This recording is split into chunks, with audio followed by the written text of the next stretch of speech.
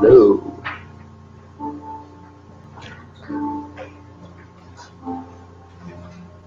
Hey, brother.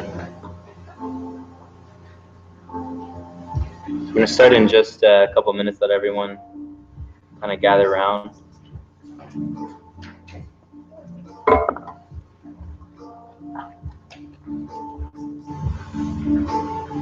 Hey, Nick, you can sit around here if you like, whenever you're ready.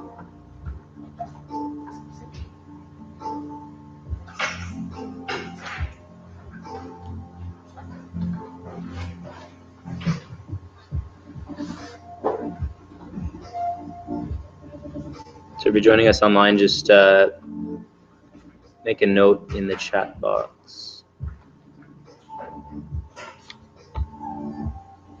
Kid, actually, we'll get the music too, please.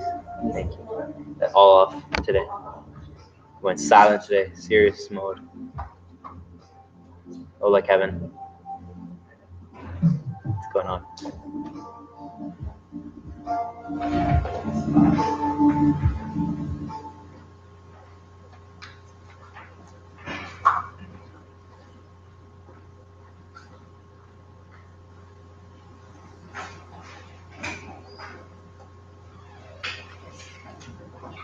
Love you in your painting clothes. I love you in your painting clothes. Oh, sorry. Come here next to me. Who's online with us? We have Indira. Hello, Indira. How are you? Okay.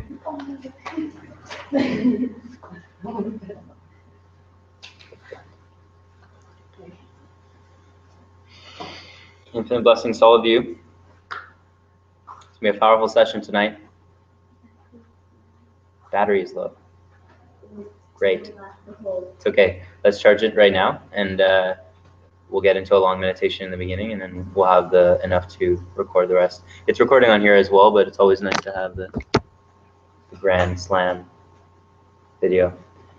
So yes, as I open every class, it shall be a powerful one, and it shall continue in this light. It's always great to hype things, right? Make things more hype than they are, and then see if I deliver or not. Get your expectations up. You have some things in front of you. Not all of you have the same. I've put you in groups so you guys will be able to look at the resources when we go through them. Today's going to be extremely focused on emotions and the nature of release, the nature of letting go, the nature of recognizing that the emotional cycles is the computer program. It is what is playing out day in and day out in your everyday moment-by-moment experience. And so naturally, everything that is being played out is not really true. It is not true in its deepest light. It is an illusion, because the illusion is playing out based on the program which you've loaded, but ultimately a loaded program in which can be taken out. And so as one on the inner quest, the deepened quest for truth, because naturally that is the only thing in which we are all looking for, right? We are looking for truth in our experience to have an absolute realization of something. So when we're looking for success, be it the car, or be it the job, or be it the creation, naturally, we're looking to create an experience of success in which brings an absolute experience within us of fulfillment, of bliss, of expansion, of love. And in that absolute realization, we come to a finale. This is what we're all looking for. We're looking for the finale in which takes us over the horizon, right? The grand bliss train. So naturally, we long for this because it is truth. It is the same as when you listen to the words that come through in these sessions, it resonates with you because it is truth. It resonates with you because I'm not clouding it with my own opinion of things. I'm trying to keep it as truth-based as possible so that you take it as a principle rather than an opinion, a belief, a dogma, and what have you. Naturally, all communication will come forth with a tinge of it, but it is coming to the depth of the principle of the experience to know that it is a truth, and I resonate with it, and I feel it, and this is what I long for. So when we look at the options in which we are given for these absolute realizations of truth and fulfillment, be it the grand job, be it the white picket fence house lifestyle, be it what have you, the cake. We always use the cake. We continue to use the cake. Whatever the example is, ultimately, it is a lineup of opinion-based or societal-based or some sort of relative-based opportunity to realize this truth, realize this absolute.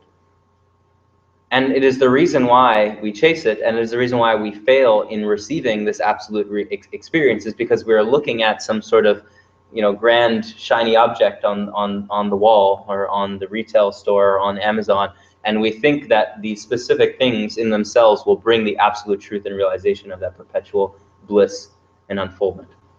So when we turn the lens inside, naturally, this is the recognition that we are on the quest for truth, just the same as we're on the quest for truth here, but we recognize that that way has forever failed us, and it will forever fail us, and we will continue to fall ourselves into deeper levels of suffering.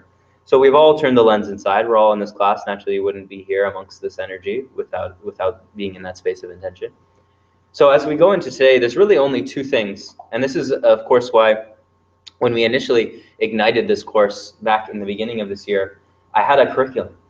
I had this long curriculum week by week with all these teachings and all these lessons, and it was very structured. And as I continued to go on down, I recognized the weakness in that, curriculum, the weakness in that structure.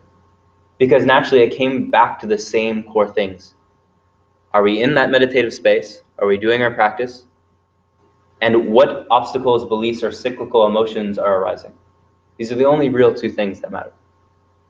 Because if we're in the space of our own meditations, our own source, our own, continued unfoldment of that realization of our inner essence, the no mind state, then through that deepening, we connect with the obstacles in which arise along our path. Quite frankly, the emotions of the past, the traumas of the past in which we have not completed, we have not let go, we have held on to. So naturally, in this realization, there's only the simplicity of these two things that we must recognize. Whatever is coming up as an obstacle or space of suffering in our existence, in our every moment, is an emotional incompletion from the past. This is it.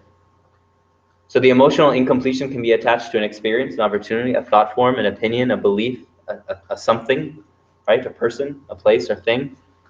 These emotions are tapped through the matrix of all things in which we experience, and forever as we have longed for the feeling of those, right, or missed the feeling of those, avoided the feeling of those, then naturally it will just keep presenting itself over and over and over until we are willing to feel it, until we are willing to experience it. And as I've explained before, the nature of the human anatomy, the nature of this vessel is just to be a vessel for that flow of energy that's coming through you, the experience.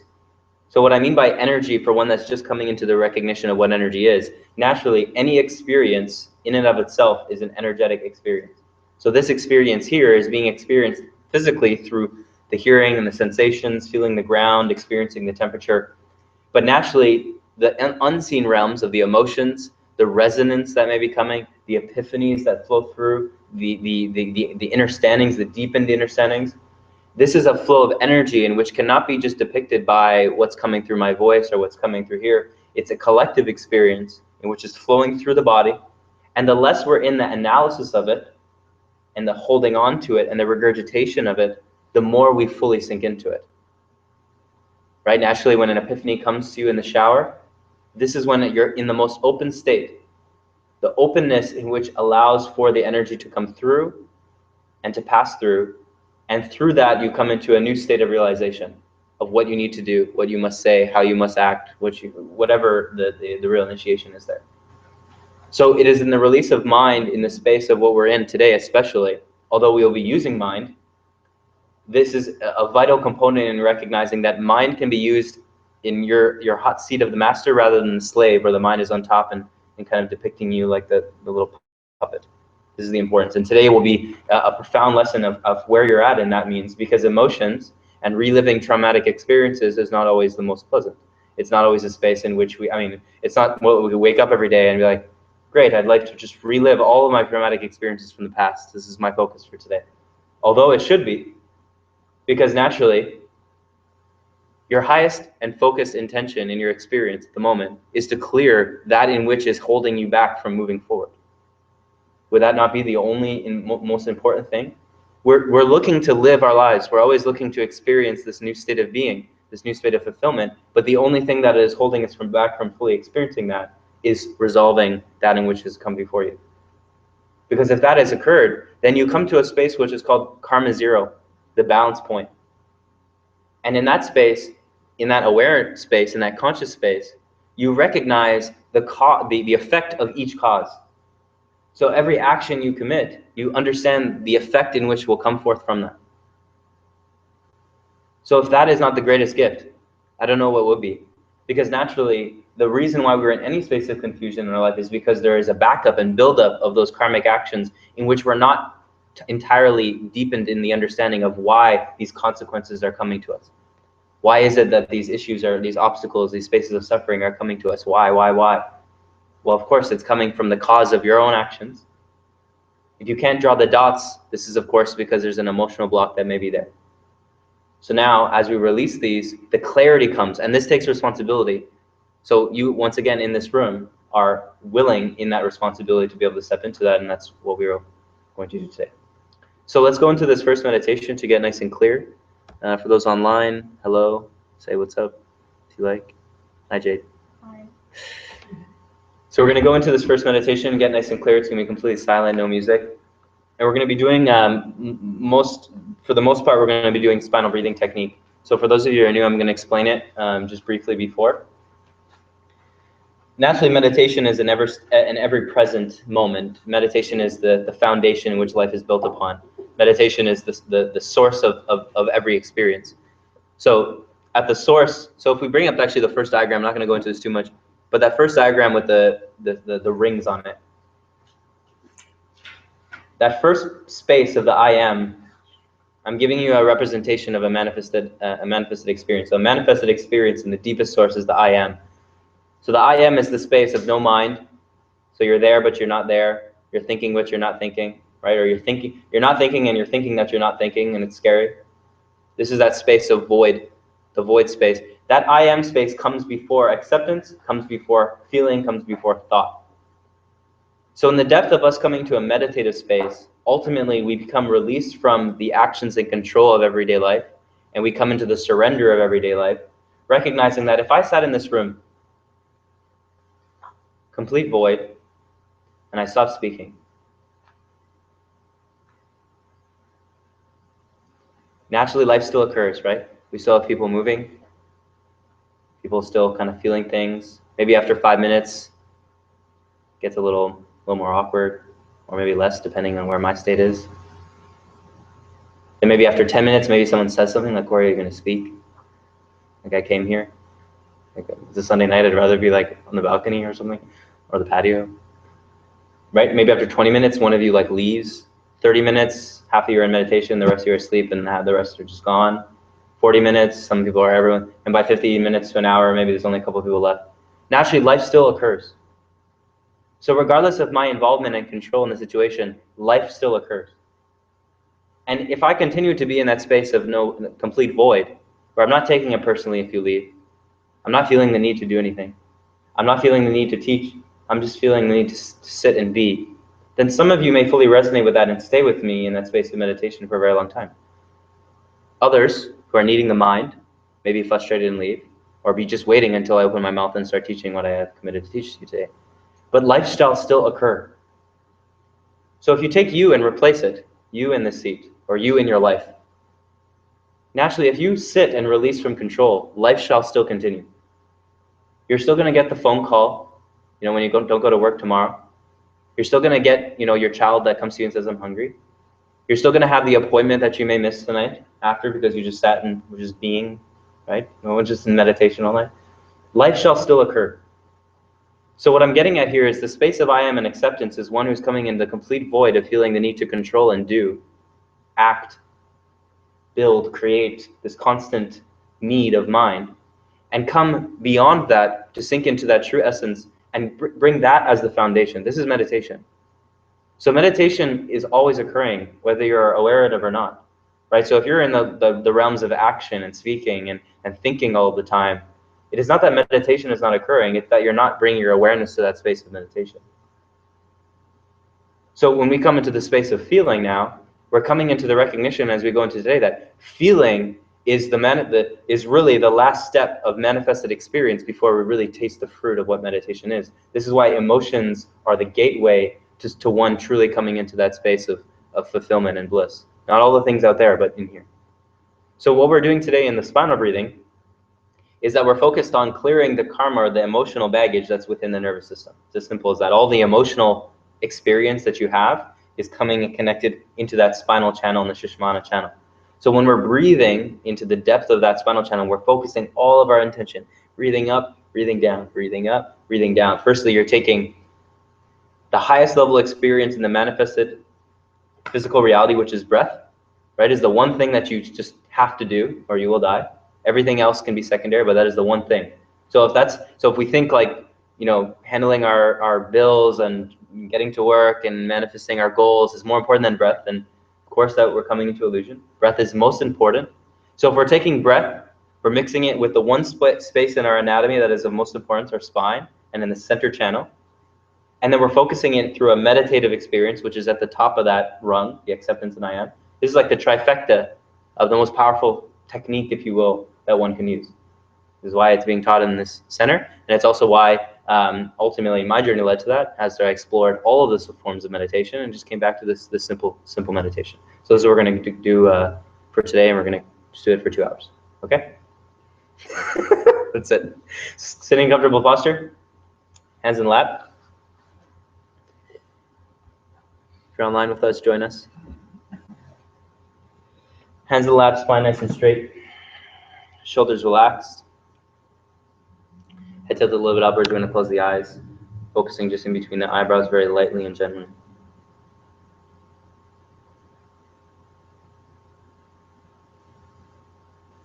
Complete void, just watching.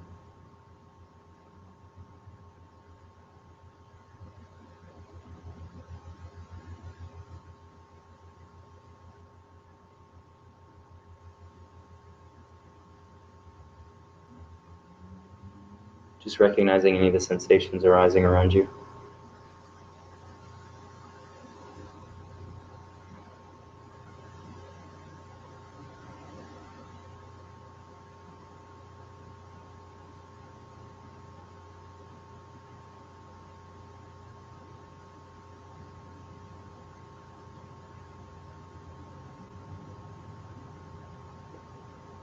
Coming into the body, watching the sensations inside of the body.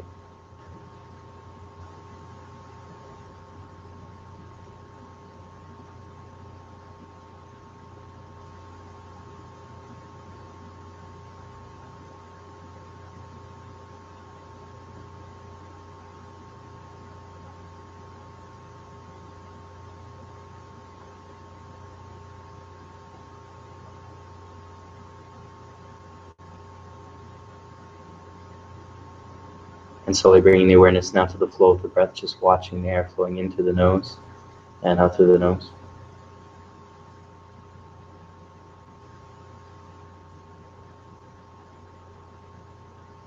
Feeling no need to control the breath, we're just watching in through the nose, out through the nose.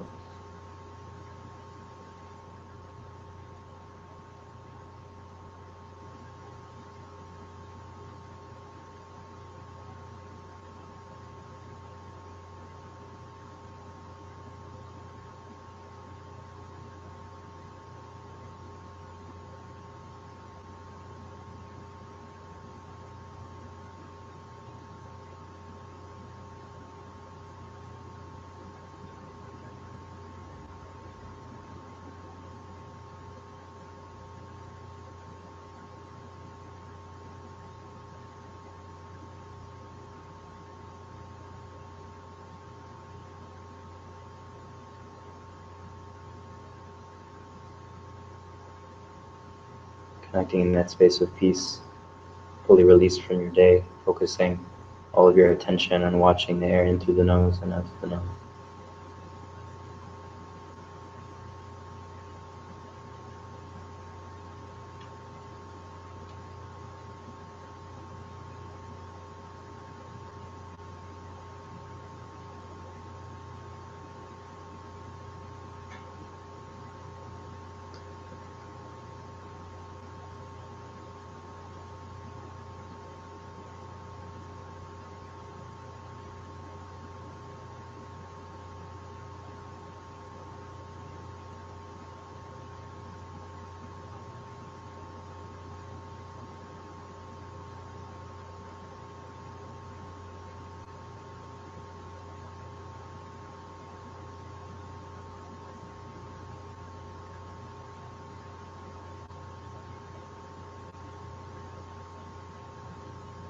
going to slowly bring all of our focus and attention down to the base of our spine, right into the root in the tailbone area.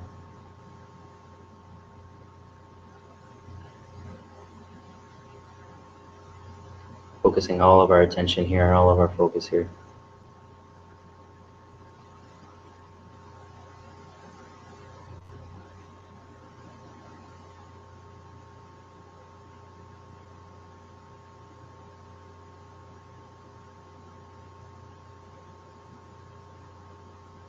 Now as we go into this next breathing exercise, we're going to be inhaling, coming up through the nose, through the spine, coming in between the eyebrows, and as we exhale down through the nose, coming down the spine.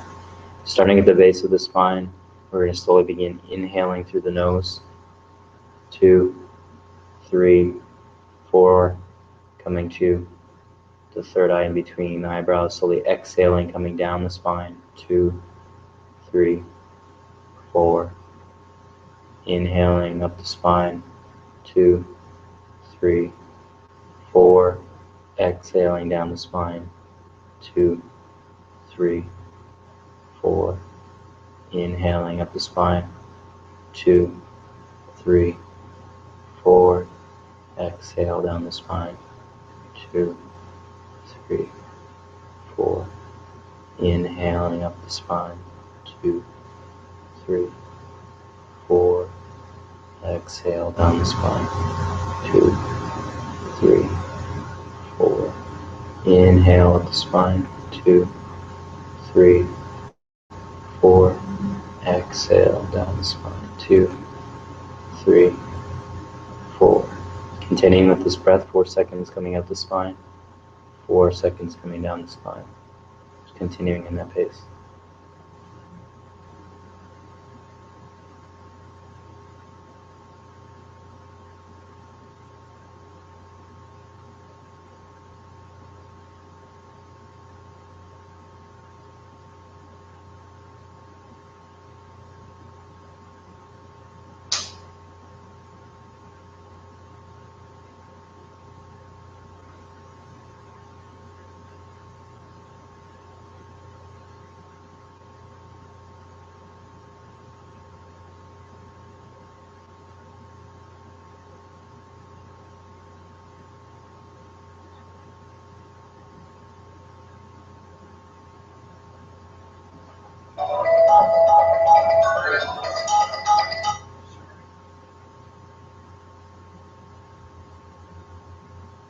Just keeping your focus, continuing with the breath.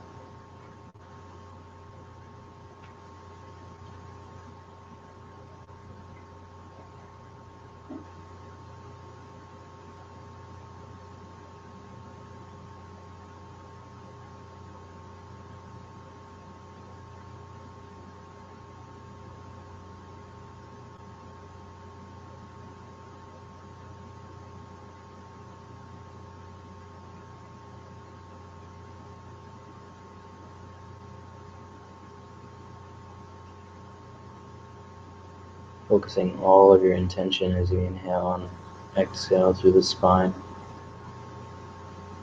going one vertebrae at a time.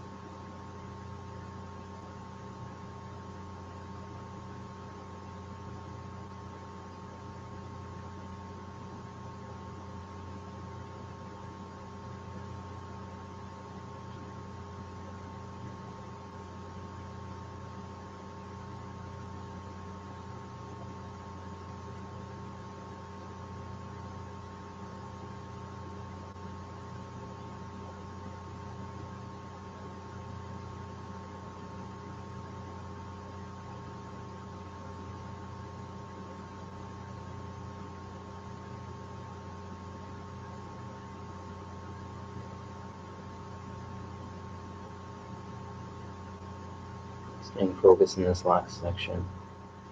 Inhaling up the spine, exhaling down the spine.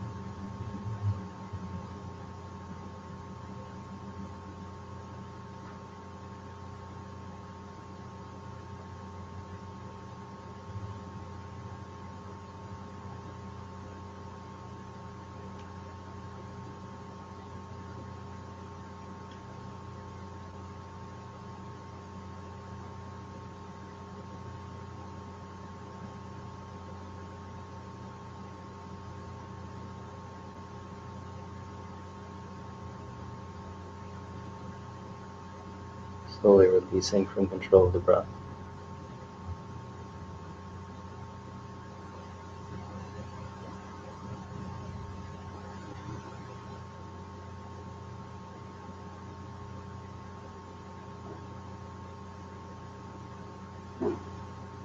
Coming into just watching.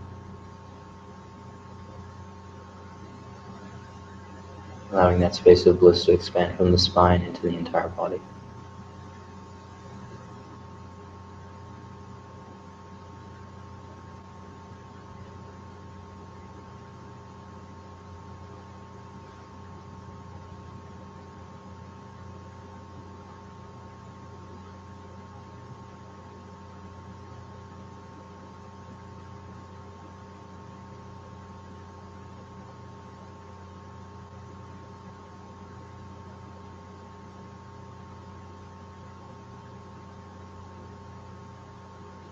Slowly bringing the awareness back in between the eyebrows, rolling the eyes up just a little bit, keeping your focus there.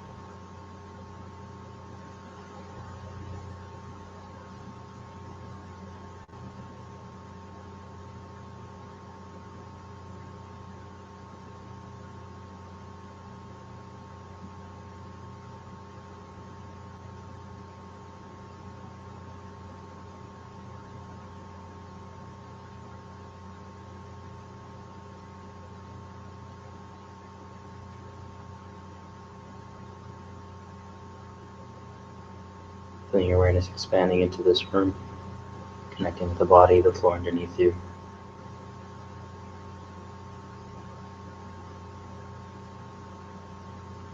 And when you feel ready,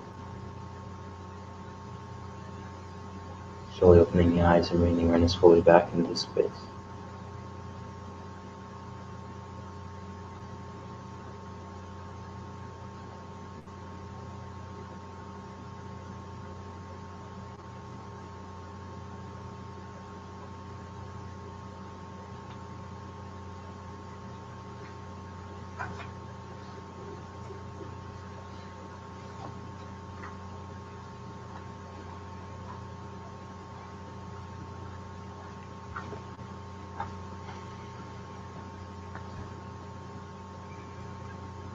Alrighty.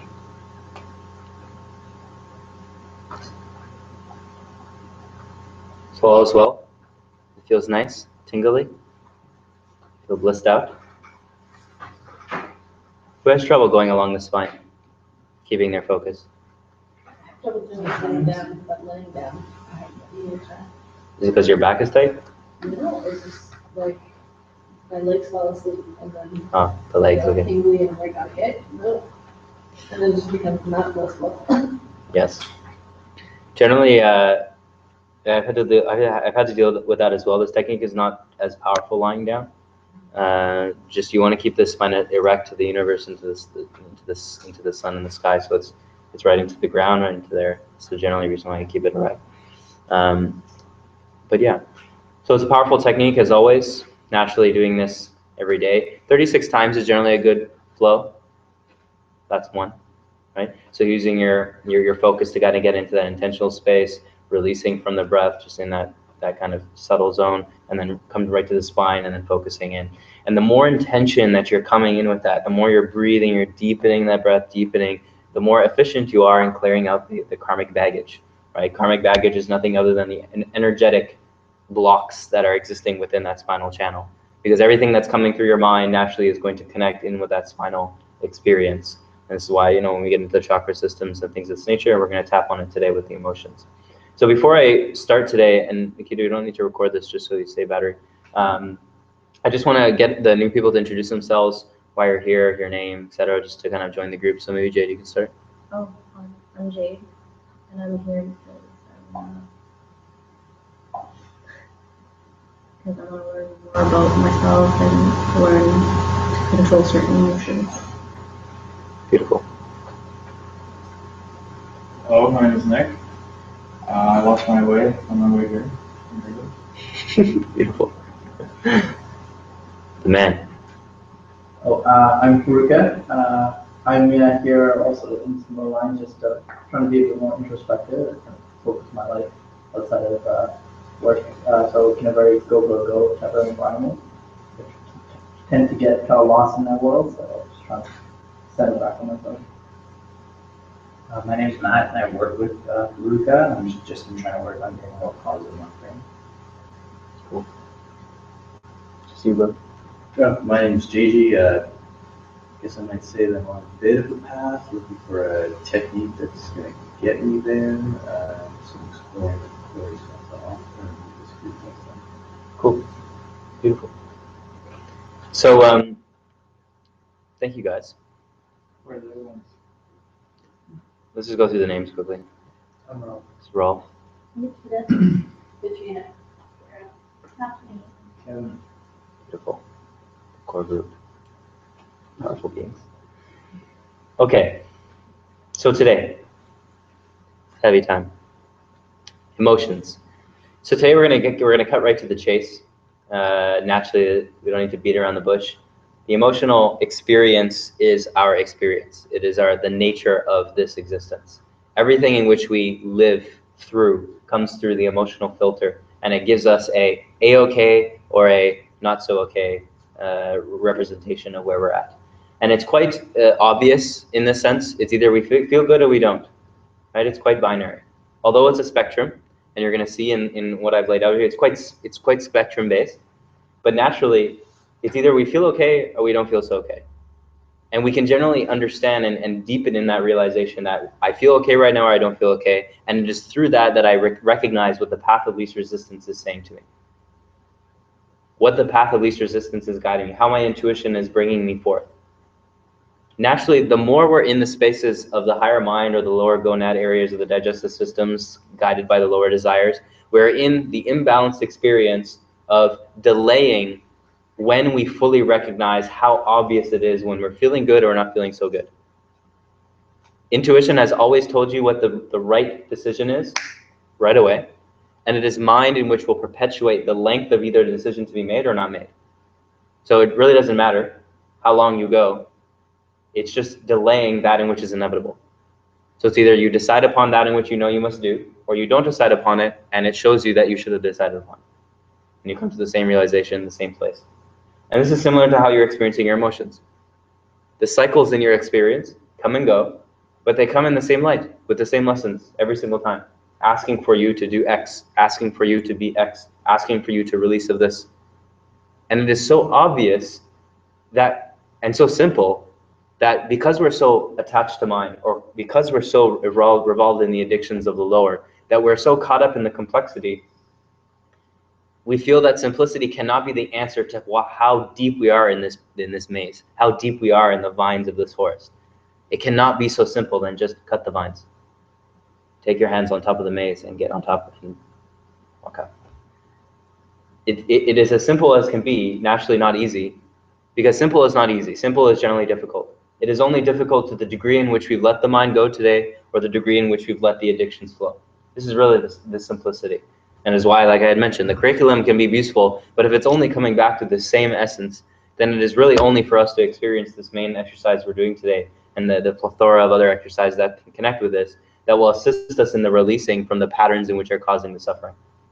Because if it is as binary as do I feel good or not so good, then actually when I'm not feeling good, I'm in a space of suffering, and recognizing that the suffering is coming from a pattern in which I had the ability to halt at the beginning of. Patterns are just, once again, the stories, the playing out of the program, and the repetitive nature of the past experience in which has not been resolved that is continuing it to come into the future. And it is so obvious in the space of our relationships, why I like to use that example so much, right? Someone acts in a certain way of the past, naturally they will always act in this way in the future. So every time I come across this person, because they've only acted in this specific way, then it is ultimately the only inevitable result in which they will act coming forward. And so because of this pinging and ponging from the past and the future, I will only allow the same result to occur. It can only be that. Because naturally my belief structure is so confined to that existence that I cannot even see another opportunity otherwise. Even if they are to act in a different way, the belief structure would not allow for us to see it. What's quite interesting in this really powerful documentary called Athene's Theory of Everything, it's an extremely scientific viewpoint on spirituality, and it really gives the logical mind the juice that you may need to continue down the path. And the one beautiful study that they did was, if you were to take the brain and remove the right brain, or remove the left brain from the being, the person could not function. They wouldn't be able to function. Because without structure, there can be no real creativity or exploration. Now, if you were to remove the right brain and still only have the left brain, an individual can still function. What would happen is that, firstly, they would go through their life only experiencing that logical, rational experience, and they also would only be able to see the left side of somebody's face. They wouldn't even be able to see the right side. But what's the most important is that they wouldn't even know that anything is wrong. They'd have no idea that anything is off. Everything would seem normal, even though they only saw one side. So this is the exact representation, firstly, of the culture in which we're in, the left brain society, of specific belief structures, opinions, and representations of how we feel life should be. Because naturally, when we're so confined within those specific belief structures, and we are not having an outlet or a space of awareness to bring us out for any space, or just the obvious connection of the right and left brain in a balance, then we are fully forever confined within that cyclical paradigm. And so this relates in the space of emotion, because it's not that we don't understand our emotions, and it's not that this is anything new. It's ultimately that the left brain, for most people, is not connected in that right brain space. We're not connected to that feminine aspect of ourselves. So ultimately, we don't even actually know emotions exist. We are avoiding them. When we are thinking about the things that are going on within us, we're not feeling our emotions. We may think we are. We may think we understand our emotions, but we are analyzing our emotions. We are looking to understand our emotions through the spectrum of fear. So for most of us, we actually have never even felt to the depth of what our emotions are capable of producing for us. It is the numbed society in which we've come to know. And it is the reason why we go for the external before the internal experiences, because we don't even know what's in here. We don't even know truly that this exists. We only know that this really exists, the space of thinking. And because it has constantly perpetuated these issues of dis-ease, stress, anxiety, well, we don't want to go here any longer. That's why we're fed up and we just go for the pharmaceuticals or just the plethora of addictions that come forth. So today we'll give us the opportunity to go a little bit deeper. So the first thing that we looked at was the first diagram, which is pretty simple. It's the ring diagram of the manifested experience. Naturally, all is manifested through the space of source. So you have a source, you have a feeling in which manifests, you have a thought form that starts to create, and then the word and the action manifest the actual experience external. This is the perpetuated natural flow. We must recognize, and I made sure of this with the team, there's some teachings that bring forth thought before feeling. This is incorrect. Just like the womb will exist before the baby comes forth, just like the earth is housing, the experience of everything on it, the feminine aspect, although can come at the same time as the masculine, it is always the womb, it is always the foundation. So feeling is the foundation. Feeling and that guidance of your spectrum, your emotional spectrum, is the foundation for your thoughts to come forth, for the actions, the words to be spoken. Feeling is always that truest space. Now, many meditation teachers will teach you, we're looking to come to the space of no mind. This is true, but no mind is not more important than the space of a clear understanding of your emotional spectrum. No mind is almost irrelevant when one has not fully understood how their emotions are guiding their actions, how that feeling of goodness versus not so goodness is the most important component, where thoughts are just the fluff on top. You could be thinking negative all day. If you have control of the emotional spectrum, you'll recognize that those thoughts will attack the emotional spectrum, but they don't have the final judgment. You're in that space of recognizing how to direct your emotions, not the thoughts. So this is why the thought will come below that feeling spectrum. And it's important for us to recognize this, because naturally, if we are in the space of needing to figure out the what's in the house, right? The what's in the house to enlightenment, the what's in the house to the goal achieved, the what's in the house to release myself from suffering, forever we'll be in these cycles of just trying something new, thinking it works a little bit, then getting bored, going to the next, trying something new, getting bored, constantly repeating the same cycles of all of these modalities without coming to the actual spectrum of how am I truly feeling and how is that guiding me in every moment. So that diagram just breaks it down quite obviously for you in that space, and we'll get into that in a second.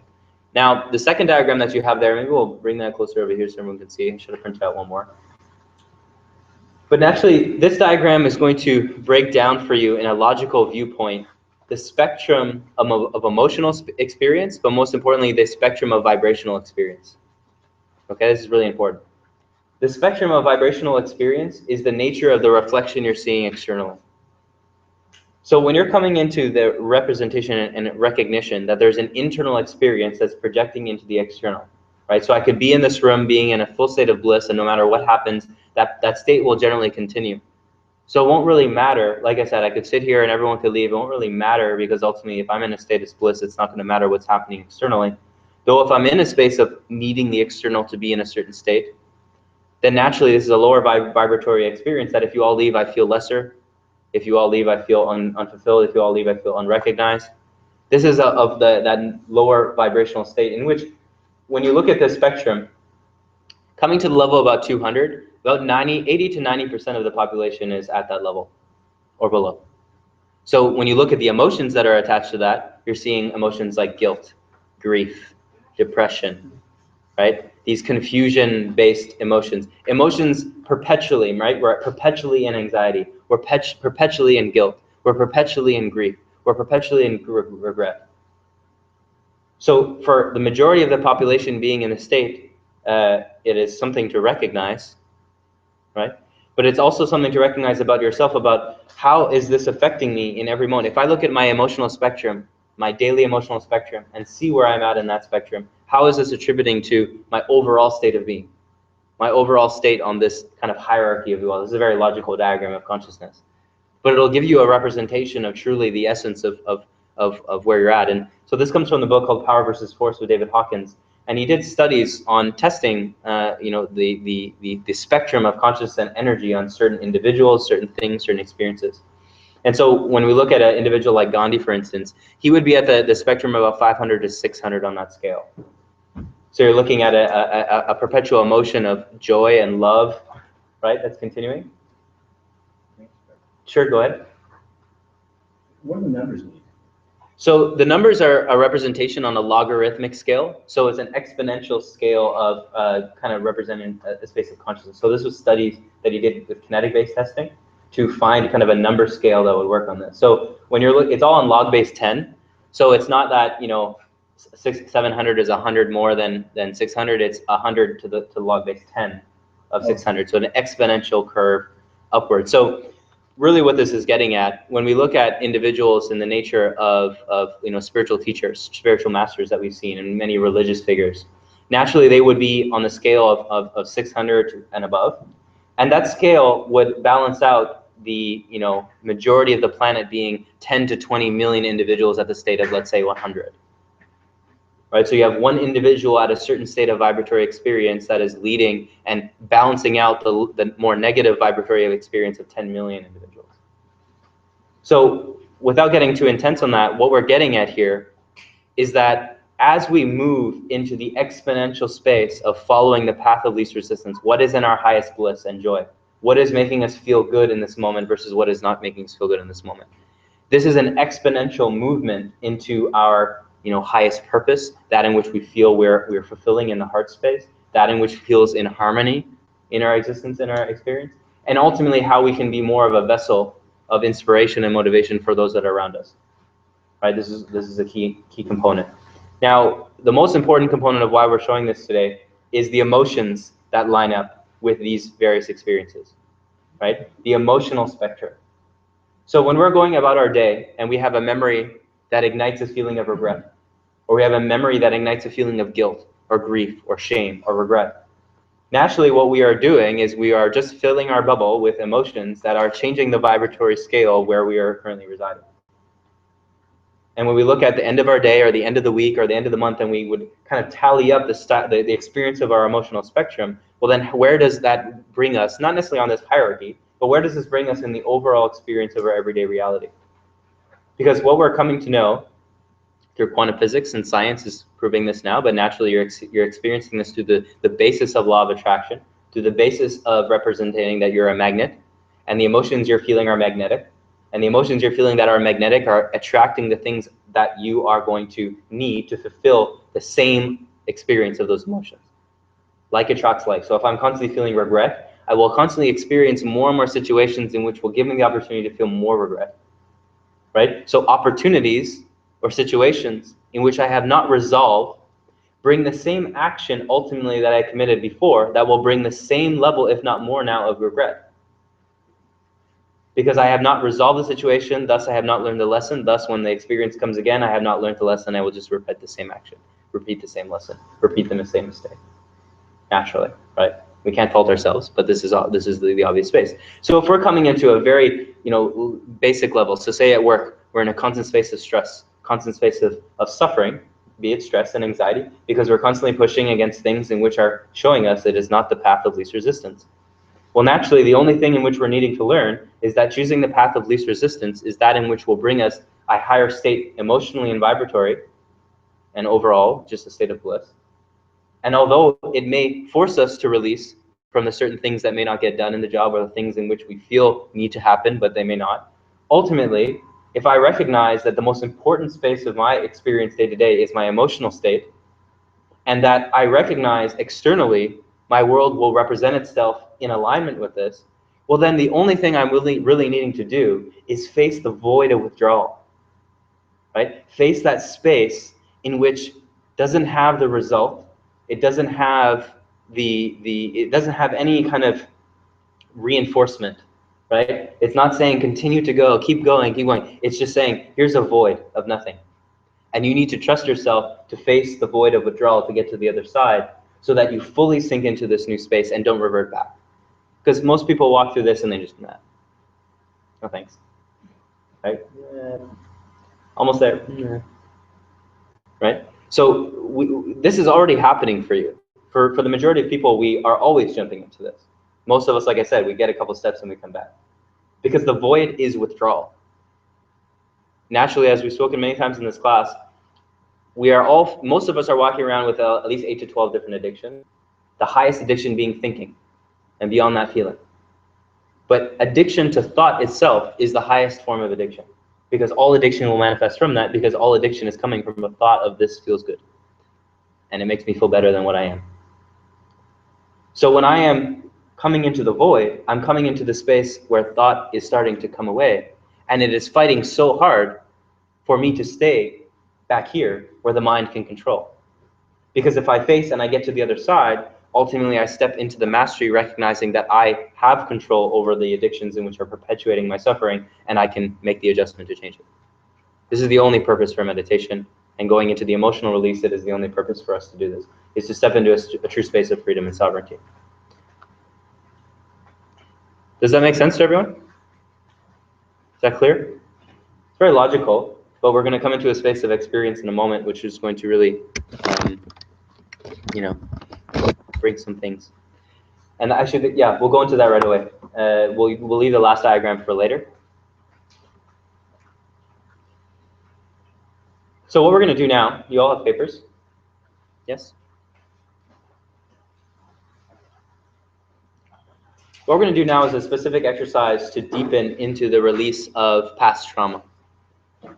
So like I had mentioned, past trauma, in the definition we're looking at it for today, is what we would call an incompletion, or an unresolved emotion would be more common commonly termed, but an incompletion in our life. So unresolved emotion, what would that be? Anyone know? But like, what is an unresolved emotion? Not an example of it. Maybe one that you haven't fully felt yet, like you haven't allowed yourself to like go deep enough into it, to feel it, to be able to resolve it. Totally. Right. So like I had mentioned, most of us stay up here. So when we have an emotion, we're like, oh wow, it sucks so bad. Where's the chips? We're like, oh wow, like I need some more cake. And you eat the cake and like, wow, that was really bad. And then you're like, oh, okay, I'm good now. Right? But it's all up here. There's no actually feeling of the emotion. Right? The embodied experience of the emotion is, oh wow. Right? Like I feel this.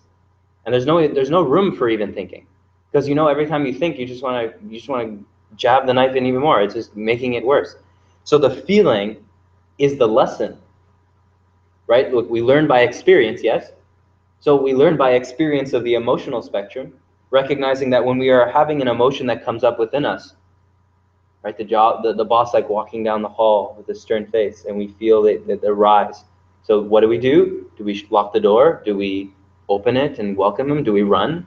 Do we get on the phone and distract ourselves? Do we sit there and feel it and wait and experience the emotion that comes up and understand how this emotion is trying to teach us a specific lesson about ourselves, about what it is that we must do, about what it is that we must say, about what it is that we must allow to occur. So that experience of the emotion, in the depth of that, is the completion of that emotion, because all that is occurring is the emotion is coming through you and it is passing through you. From an energetic standpoint, it's passing through you. You're clearing it. Right? So if you hear things of energy healing, it's an individual who has the ability to not identify with an emotion. So when we have the emotion coming and we're analyzing, this sucks, I don't like this, this gives us the opportunity to run from the emotion and just hide it. But ultimately, as we're coming to know, the emotions are in us. They cannot be any other place. We're feeling it in us, so if we avoid it, like the lump in our throat, it doesn't just, it's there for a reason. It stays, it sticks. So the sticking and the holding is the identity,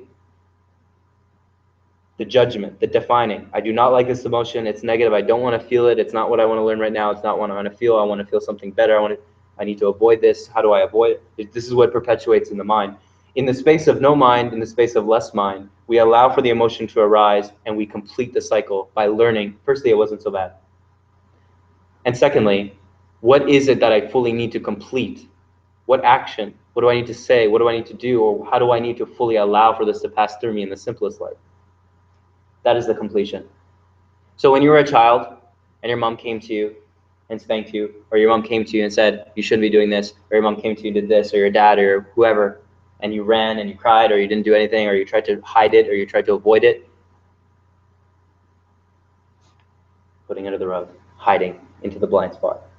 And as you went about your life and things of this nature started to occur again, for the same situation, you didn't deal with it, and back into the vault. And then continue and continue and continue and continue. And the same issue starts to occur where we avoid, we run, what have you. Naturally, this is the cycle stemming from an initial point, an initial piece, and then initial point and initial piece causing the same cycle over and over to the point in which you're existing now. And so all incompleted emotions and all unresolved emotions in your experience are causing all of the suffering in your experience. That is all that really it is.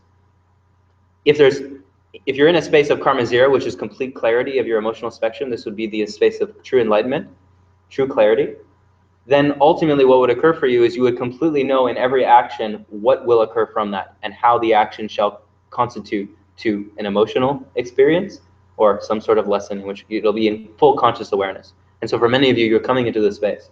Naturally, the things in which are left unresolved are the deep-rooted things in which we're needing to continue to kind of come into that space.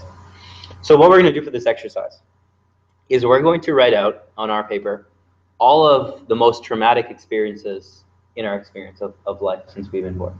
All of them. As many as you can remember. Write them out.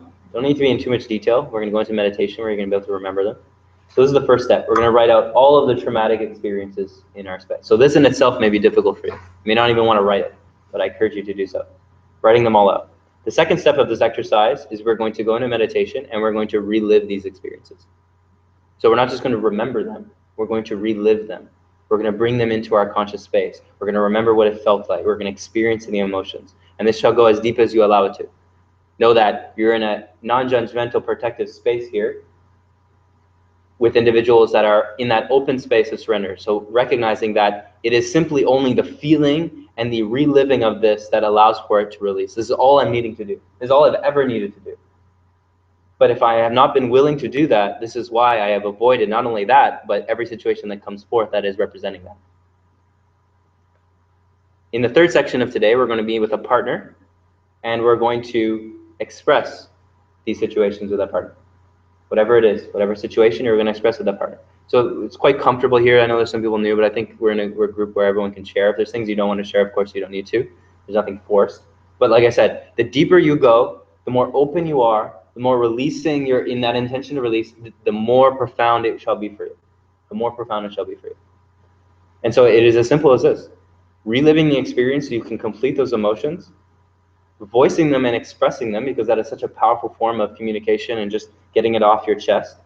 And when we do these exercises with partners, we're going to have the partner provide no reaction. That's why that's even more fun.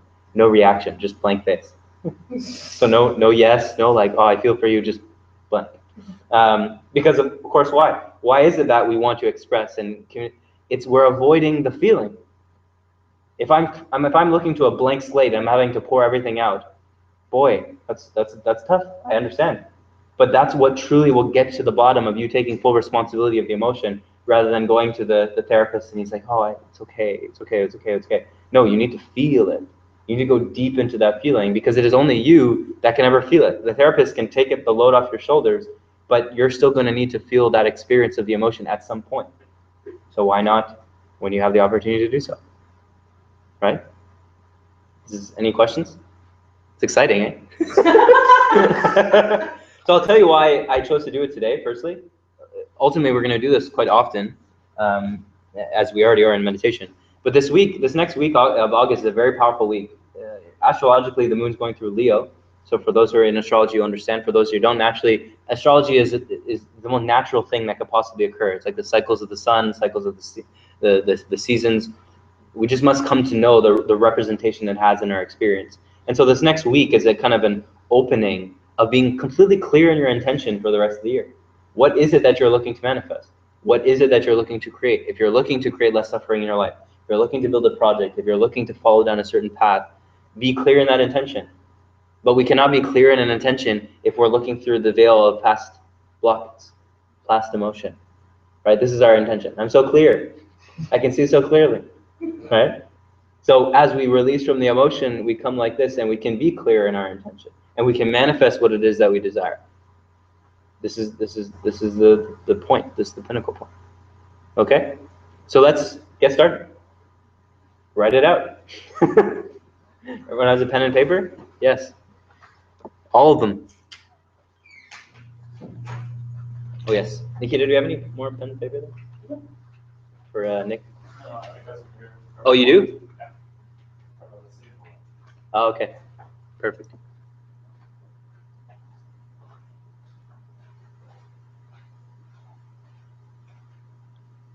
So who is here with us?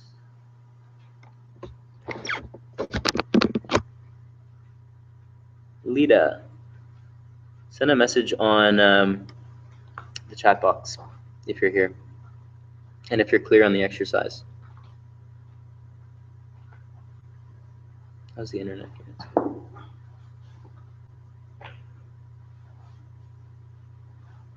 Hold nothing back. Write it all out.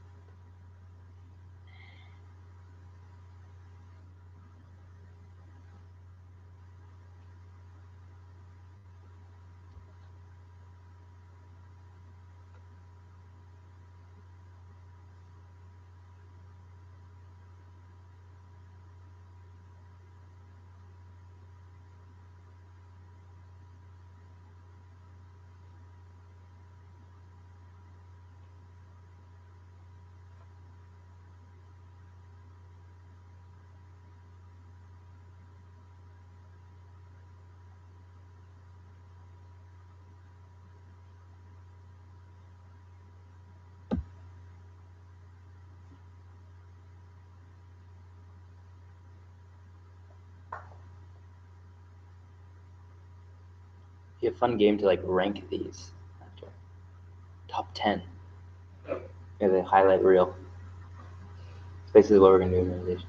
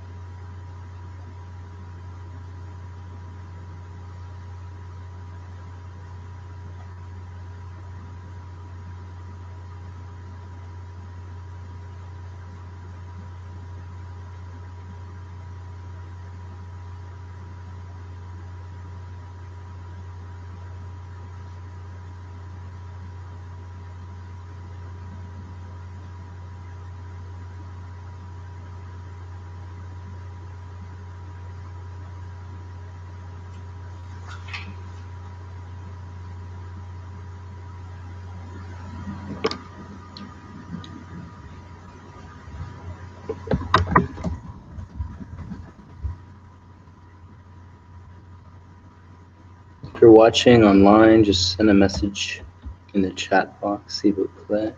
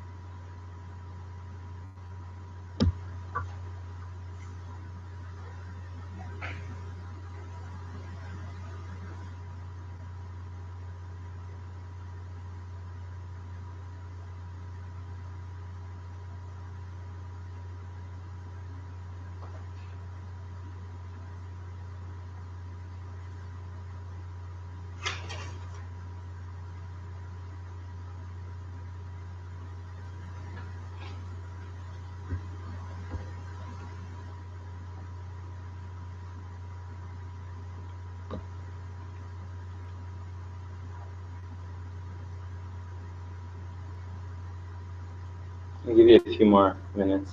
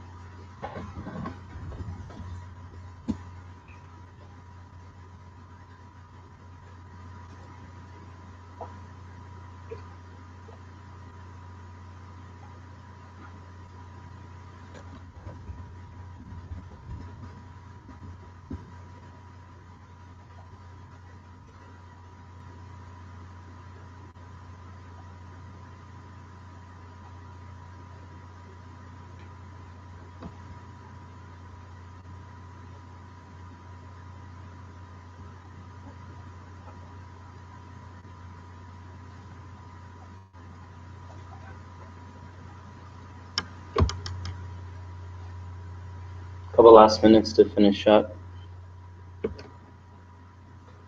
We're going to get into the meditation.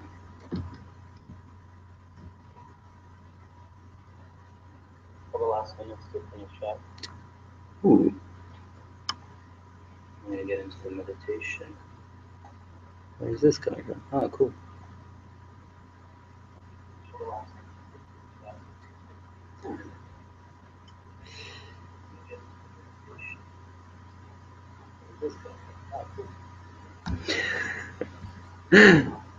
So awesome.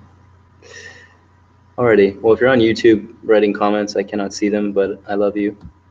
And we are currently writing out all of our traumatic experiences on a piece of paper. Alrighty. Well, if you're on YouTube, and now we have some fun. We are currently writing out all of our we'll go on. Experiences on a piece of paper. Oh, mute doesn't even work. Oh, it was my phone. Okay, great. Is everyone done? Well, I'm saying done for now. Obviously, we have a lifetime of experiences in this matrix society, which fills us with fun.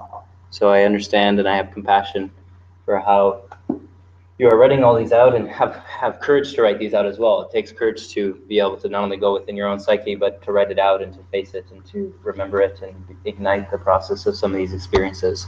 How was that? Just that experience there? Yes. Heavy and light. Go through the phases. It's like, oh, he stole my blueberries at lunch, and then the other one's like, oh, I lost my job, or right. So I understand, and I have compassion for you, as I've done this exercise many times. And naturally, we do this subconsciously, right? This is a natural kind of flowed experience for anyone who's in the space of introspection. Right, you're coming into the space of remembering things in which have caused you pain, because when you go into meditation, that is the only thing in which can come up, like amongst all the beautiful things. But when we come into the depth of ourselves, the meditation, the only thing that the point of meditation and the direction, the path of meditation is getting to is that beyond space, where true infinity opens up, true epiphany and intuition and inspiration and purpose unfolds. Before then is all of the layers of belief and identity and judgment and emotion that is confining you and blocking you and trying to deter you off the path, trying to tell you go back. It's too scary here. Don't touch this memory. Don't touch this experience. Don't touch this emotion. So the highest quest and journey is to pierce through the illusions that they are, and to accept them fully. That is the only thing in which can be done. It's full acceptance that they are completely illusionary in my experience currently. Because I am only in an experience of my present beingness now.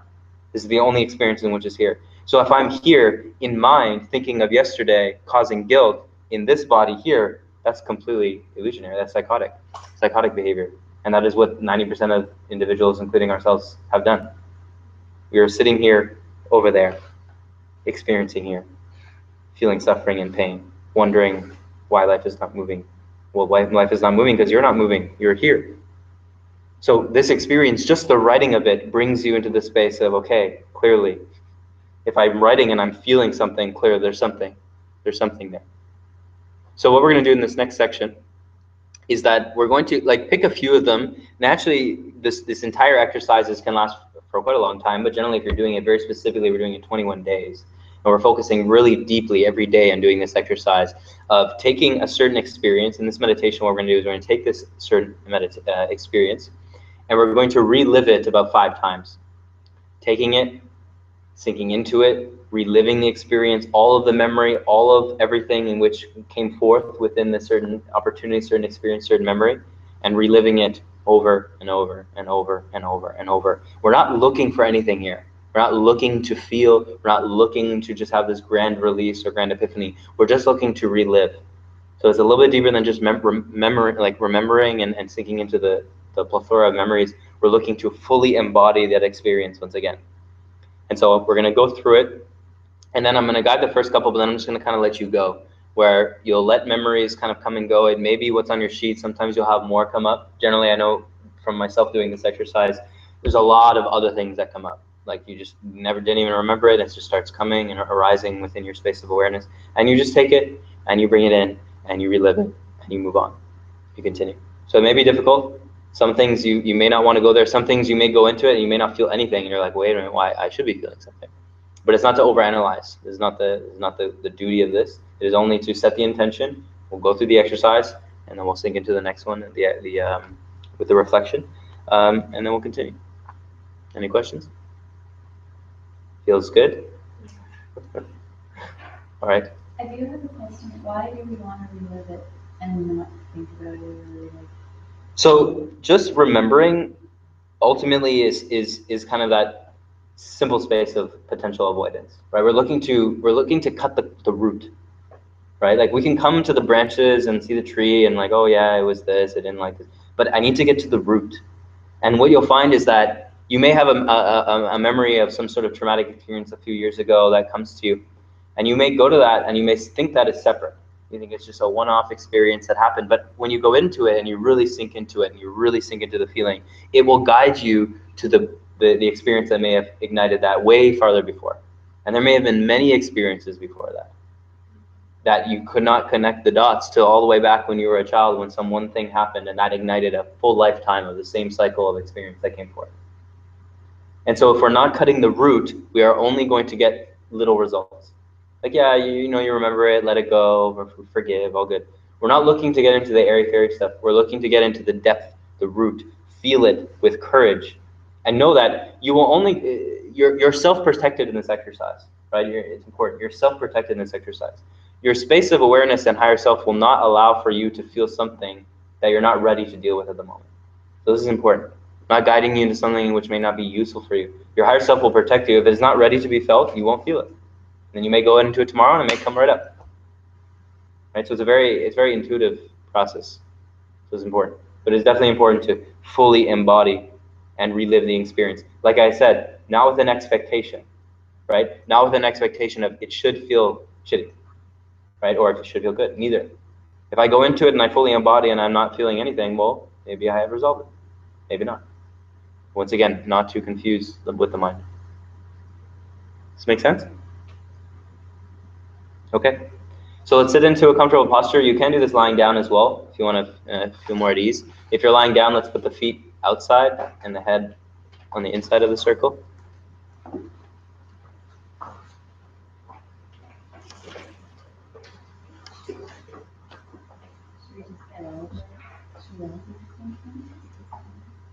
That's not a big deal. I'll leave it up to preference. If you'd like to sit or lie down. If you're lying down, legs straight, hands by your sides, palms facing up.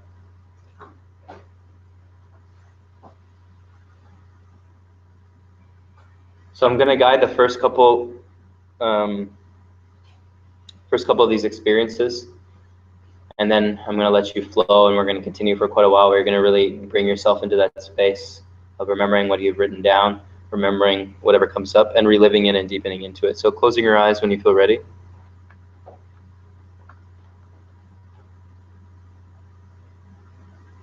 Bringing the awareness in between eyebrows, rolling the eyes up gently.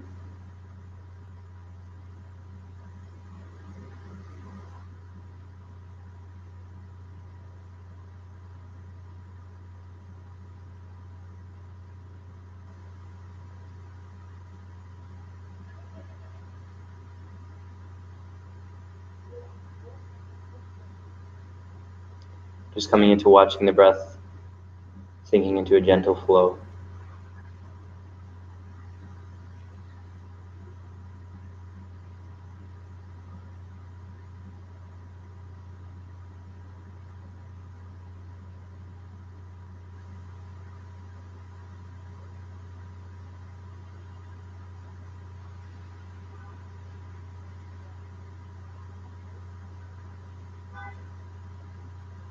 Just watching the inhale through the nose and exhale through the nose.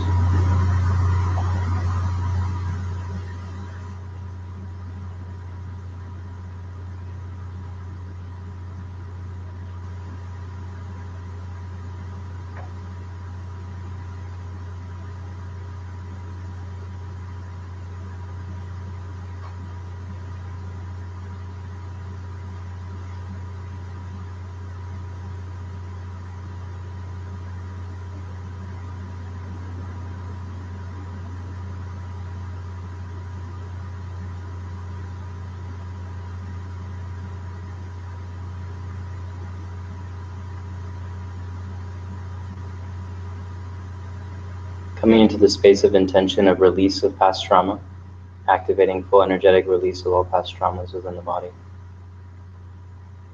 And with your eyes focusing between the eyebrows, center of the brain, opening up for the visual experience of reliving whatever first memories in your space of awareness.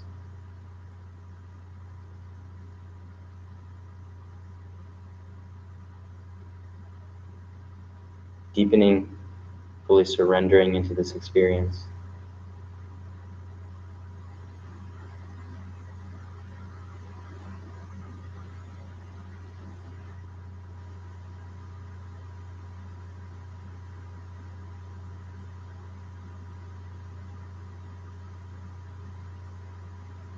Giving yourself permission to relive this experience about 5 times, feeling no rush, simply with the openness to experience the feelings in which need to arise, fully open, without expectation.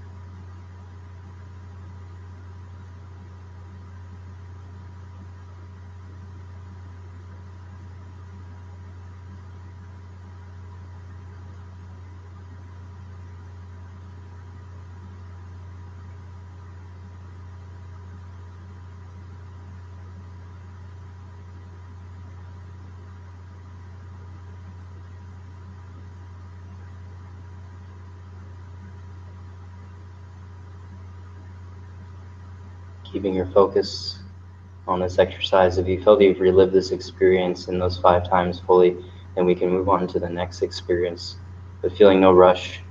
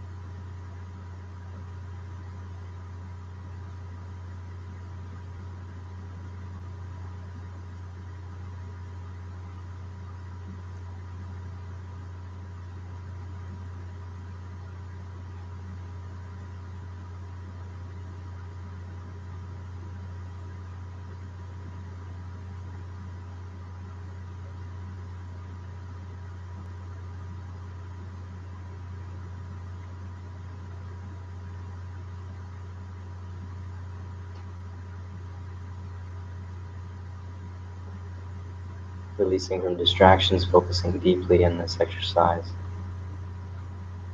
Opening up to the feelings in which they ignite.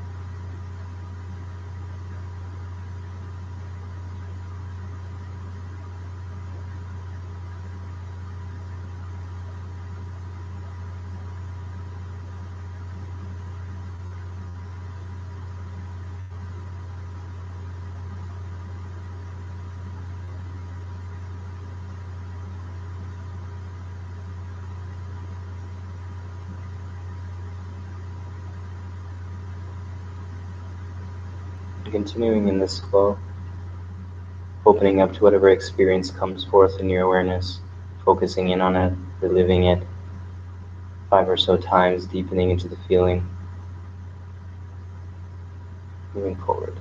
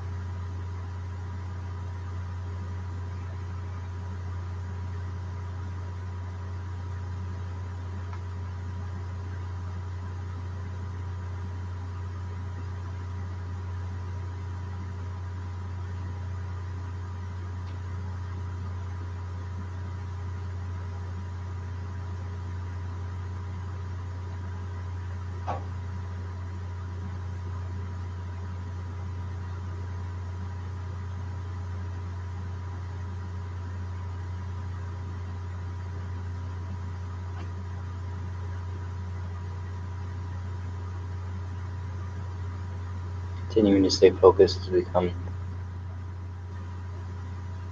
to the final experiences in which we are bringing forth in the awareness. Again, not rushing through it, fully deepening into the feeling, allowing for whatever to arise with the focus and intention of release.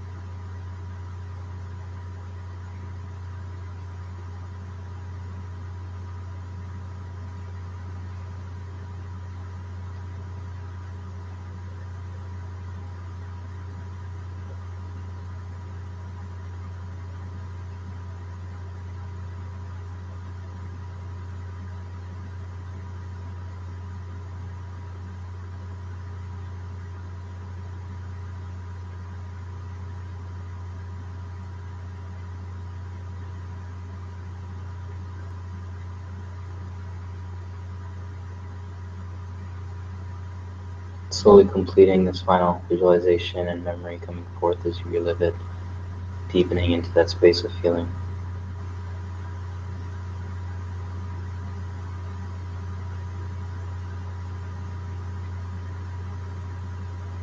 And as we let go and release, just coming into a space of void, watching the breath.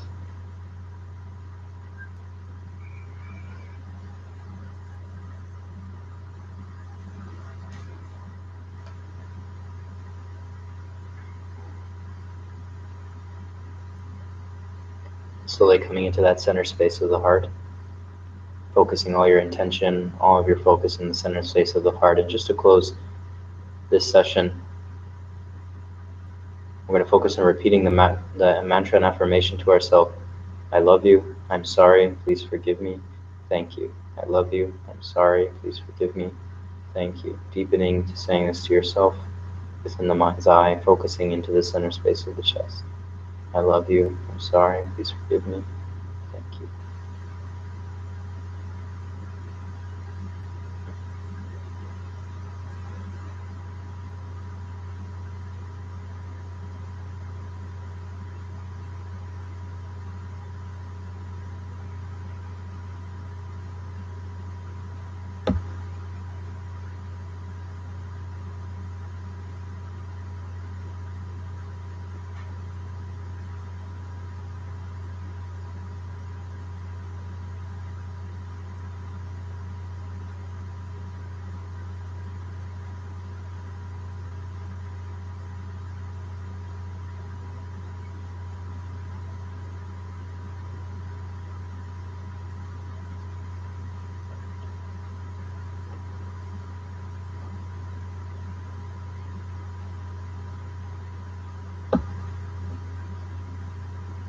Slowly releasing from this affirmation as you come into that space of resolution, space of clarity, bringing the awareness back to the breath, eyes in between the eyebrows just rolled up a little bit, just coming into that space of peace and balance, watching the breath into the nose, out to the nose.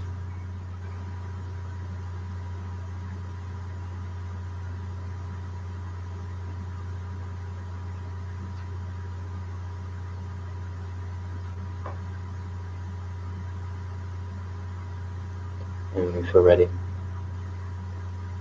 slowly opening the eyes, bringing the awareness fully back into this space.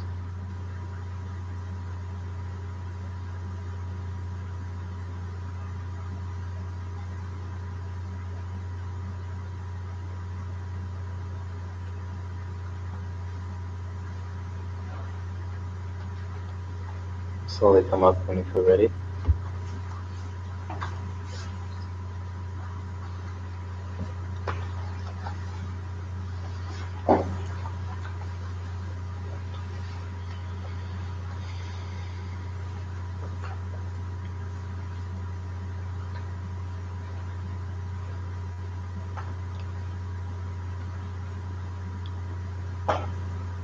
How do we feel?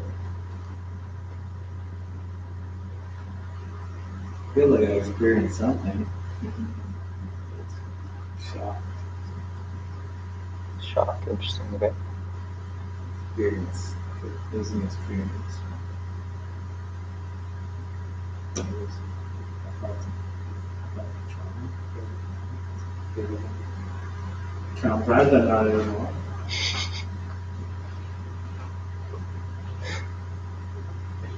Anybody else? I feel like I was more of an observer Hmm. rather than actually experiencing it again. Hmm. I would have to come to same boat. I could remember everything, but there was no deep meaning, emotion to it. There was just memory. Just the memory was there. It's clear, but there was no attachment to the feelings. Powerful. So you'll tend to find that you can go through these memories in certain intensities. So there's at times where you can go and relive the experience, and there'll be a very subtle feeling of it, a very subtle experience of it. Other times, a very intense feeling. Other times, nothing at all.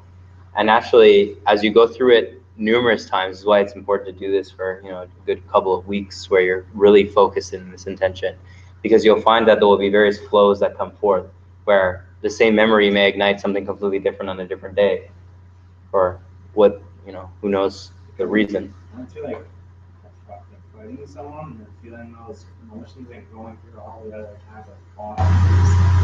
And it just compounded, yes. Yeah. Cool.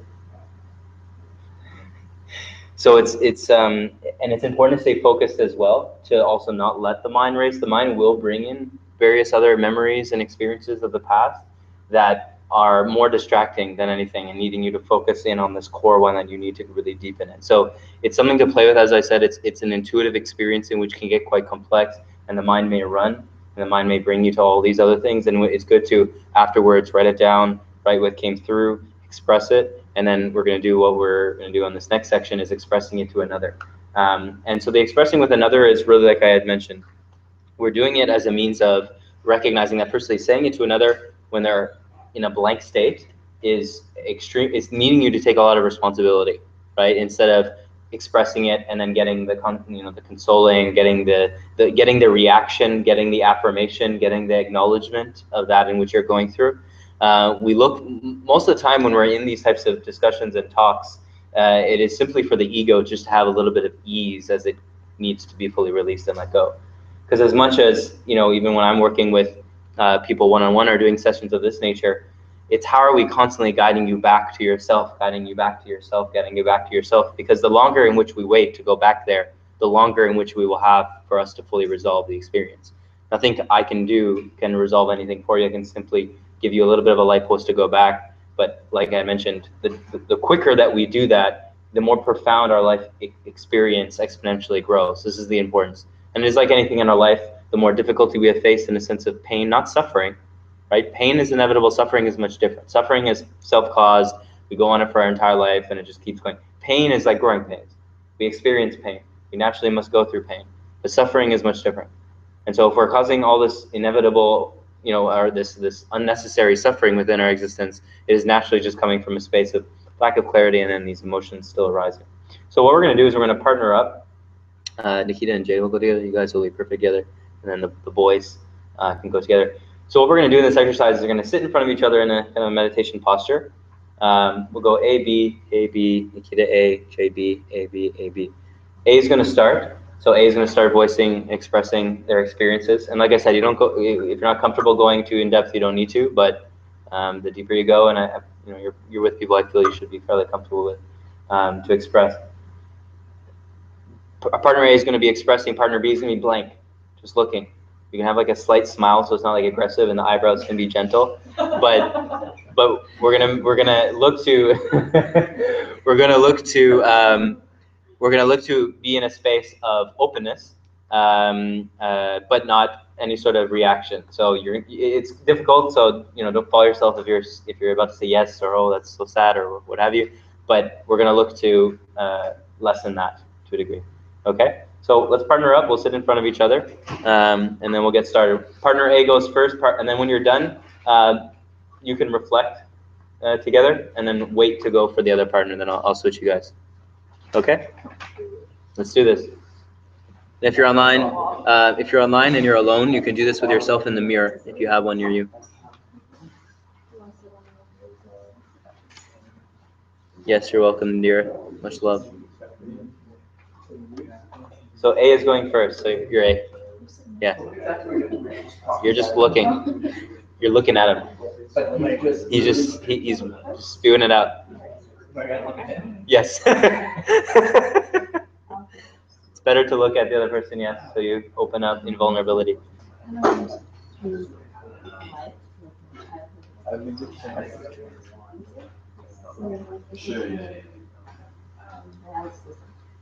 Getting lost in tires, getting burned, divided, which is like because getting food and have a foundation to read always like school. Almost losing my job is also never really spoke about this. If you can look at her and keep it.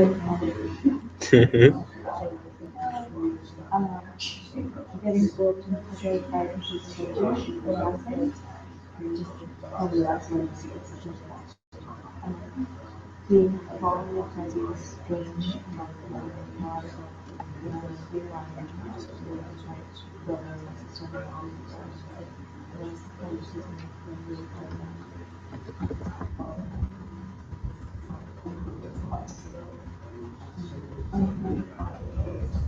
I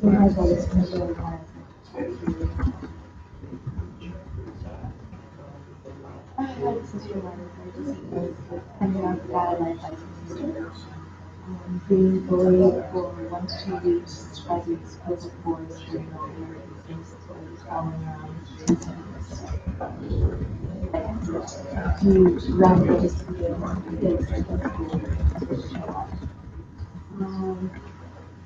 getting a lot of concession by a older married man.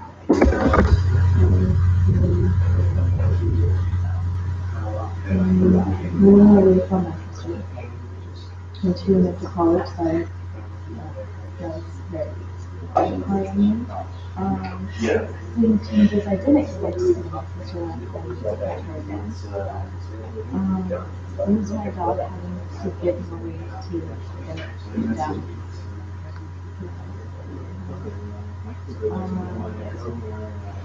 Going through phases and also going through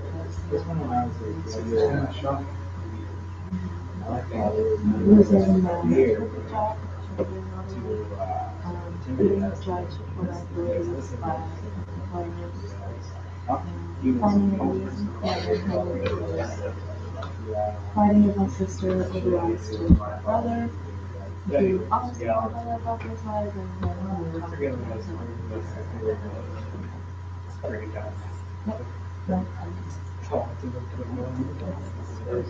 Yeah, when you guys are done, you can switch, actually. No worries. So yeah, I was pretty traumatic. You get pretty angry.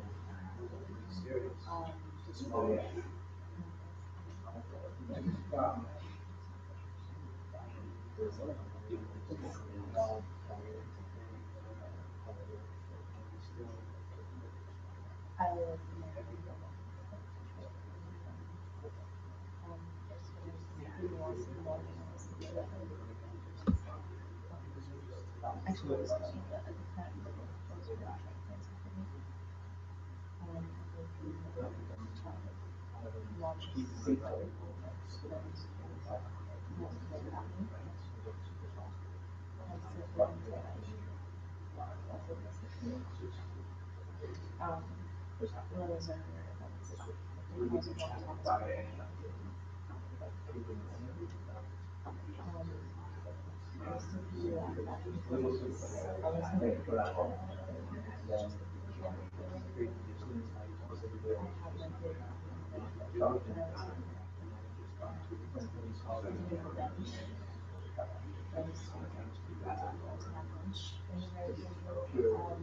I've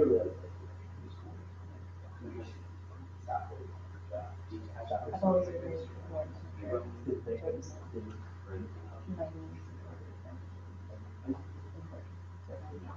whatever, what I want. I guess it's always been very I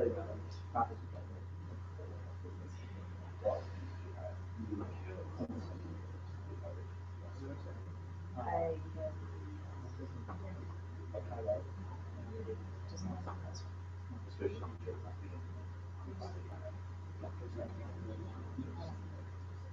Few years ago, 2 months. And another big one is showing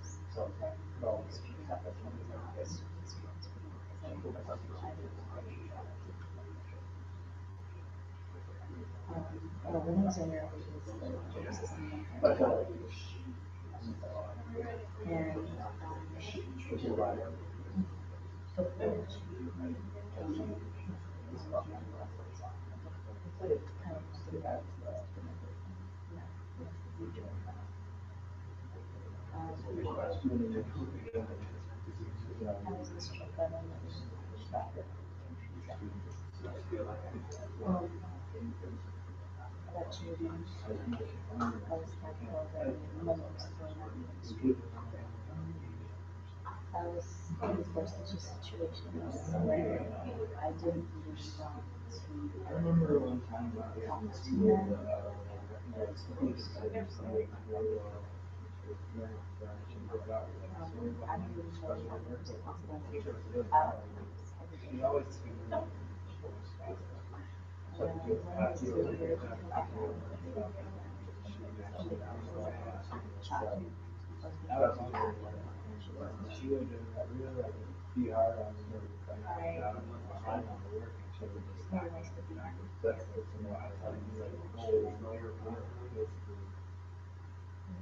Very overwhelming, and it kind of led to future procrastination in my life.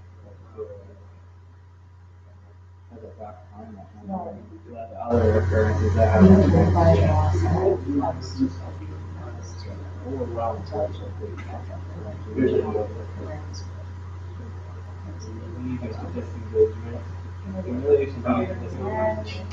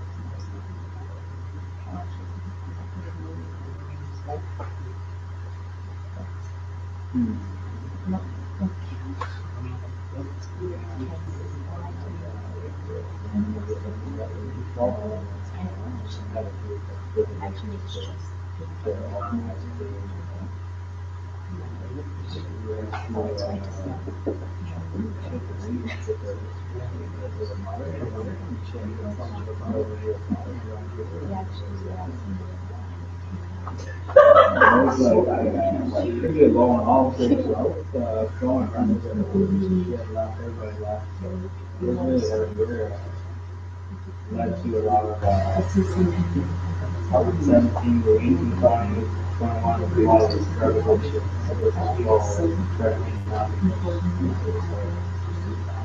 Yeah, we were shooting good things. Getting good. So we can also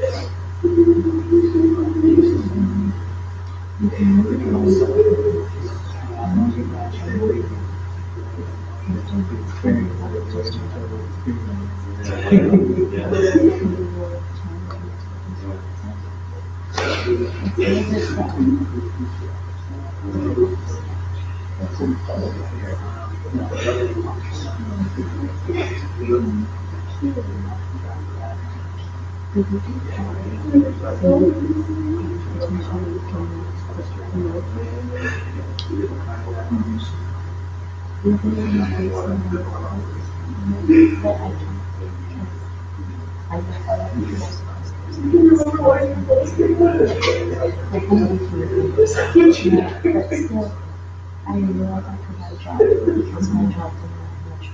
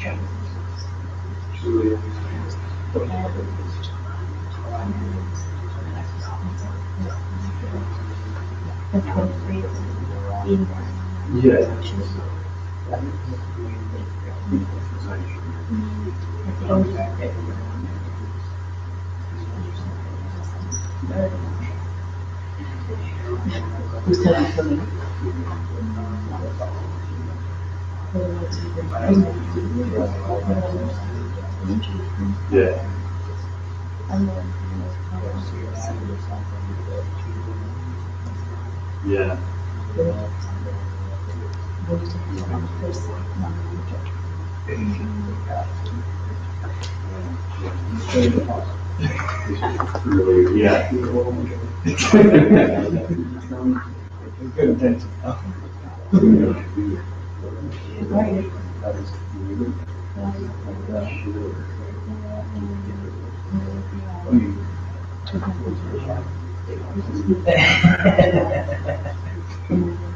I like that.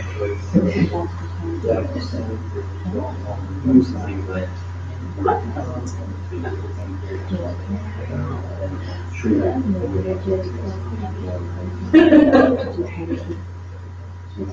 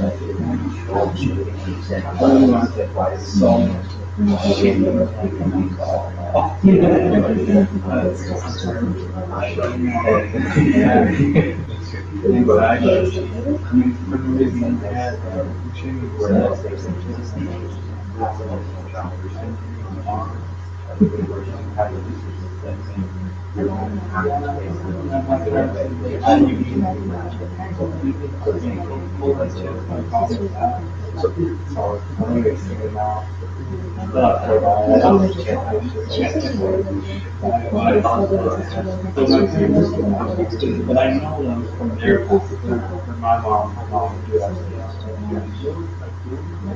I had a pretty good run.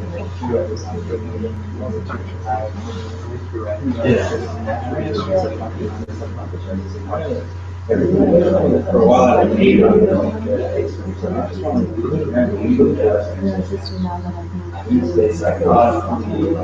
destroy my confidence. Big bully stuff, Charlie Horse, stuff like that. I wasn't cool.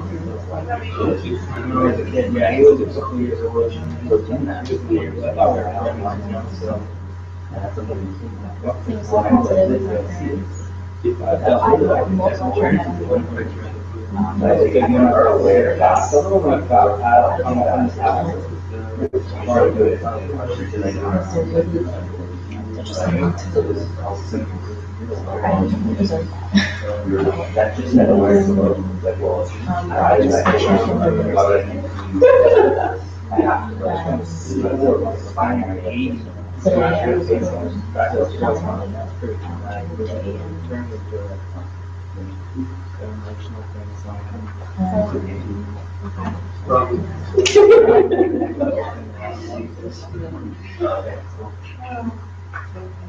All right, guys. Everyone finished? Somewhat? Let's bring it back. Give your partner a hug. Okay? Sure, if you like. Yeah, whenever is good for you. Is more of that one in the back there? Yeah. Sure.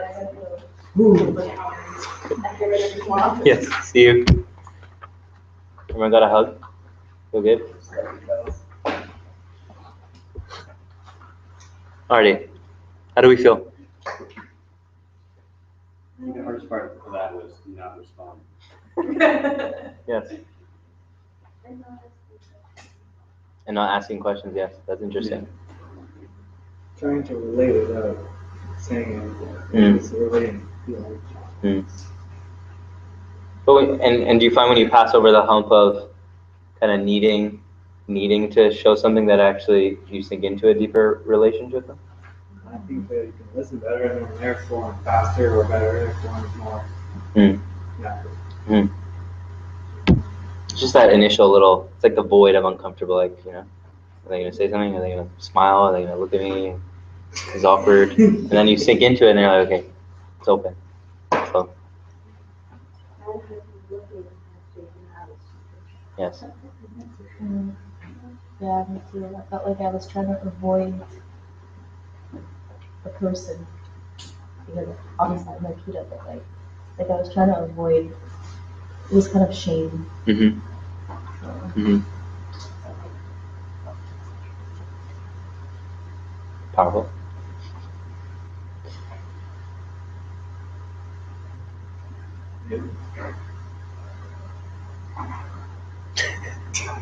I don't really have anything to share. Great. Beautiful. So, this exercise actually calls for you to do this with 5 people. So we're not going to do this today, but it requires you to do this with 5 people as a guideline and a tool. Naturally, you know, we can live in practicality for the means of this exercise, but doing it as involved as you can ultimately will get, you know, the highest of results.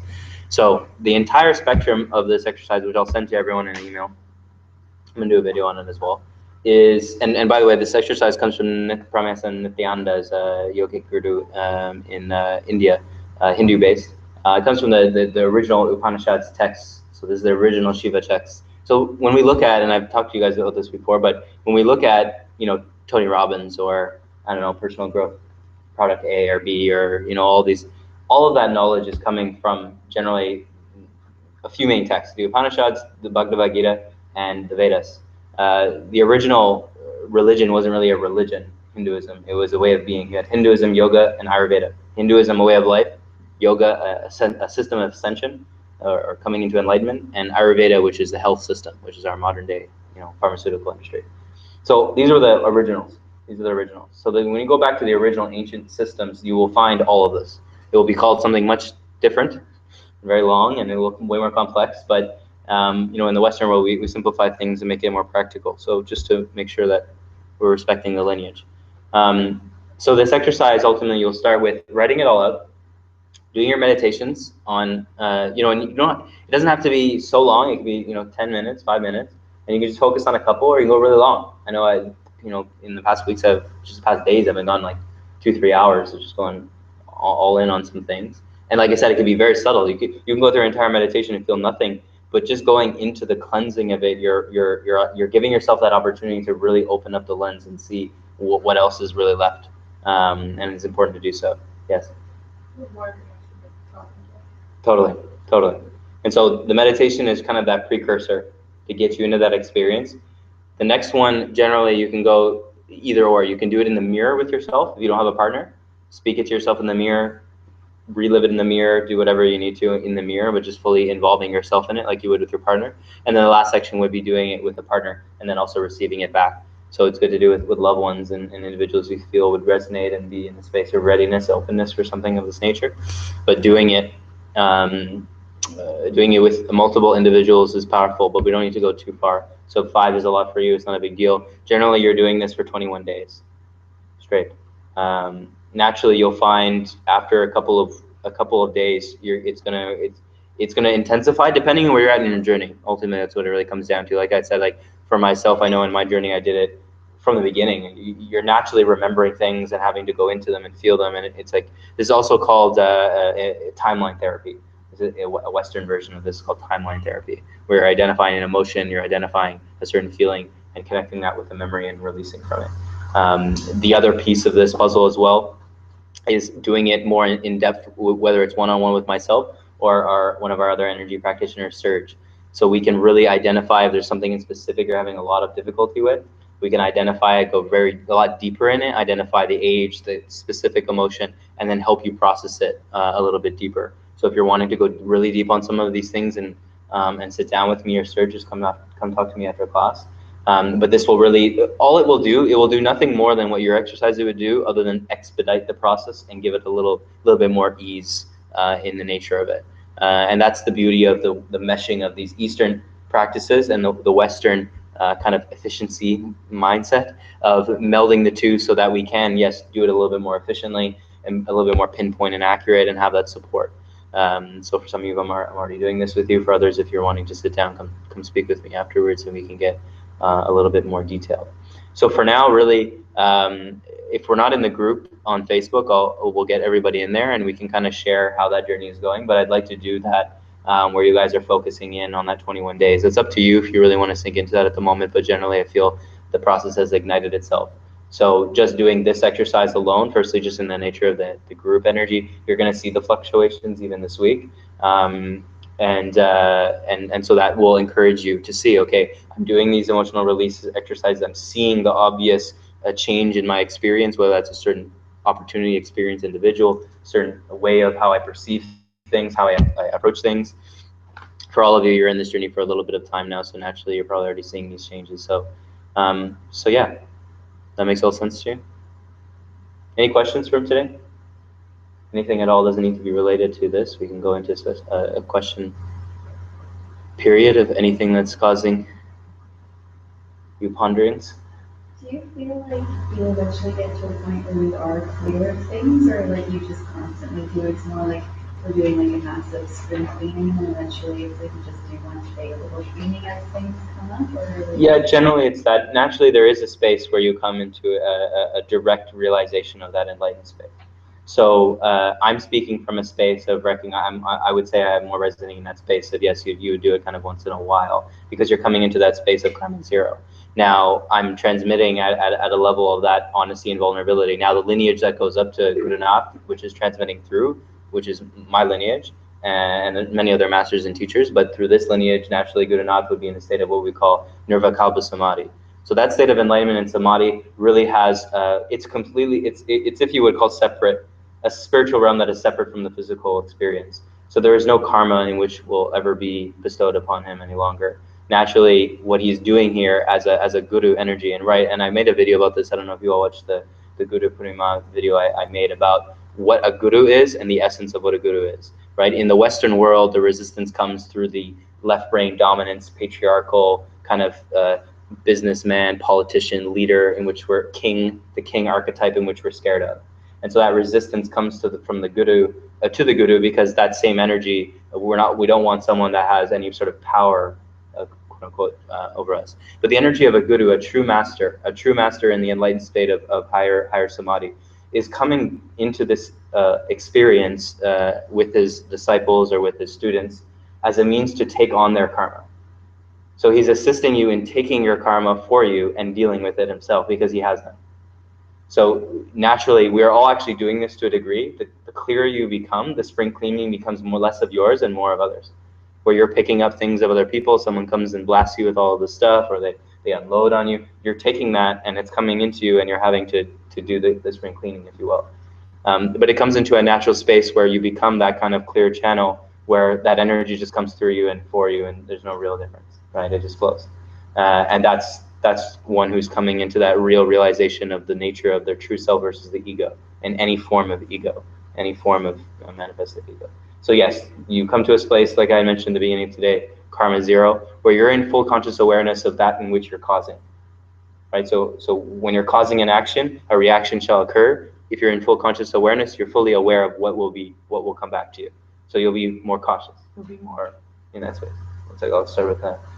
So when I notice something that's happening now in my life, and then you realize where it came from, also when I'm connecting with, it's clearing up things, because it's clearing everything that came from. Sometimes like there's another tiny examples that manifest.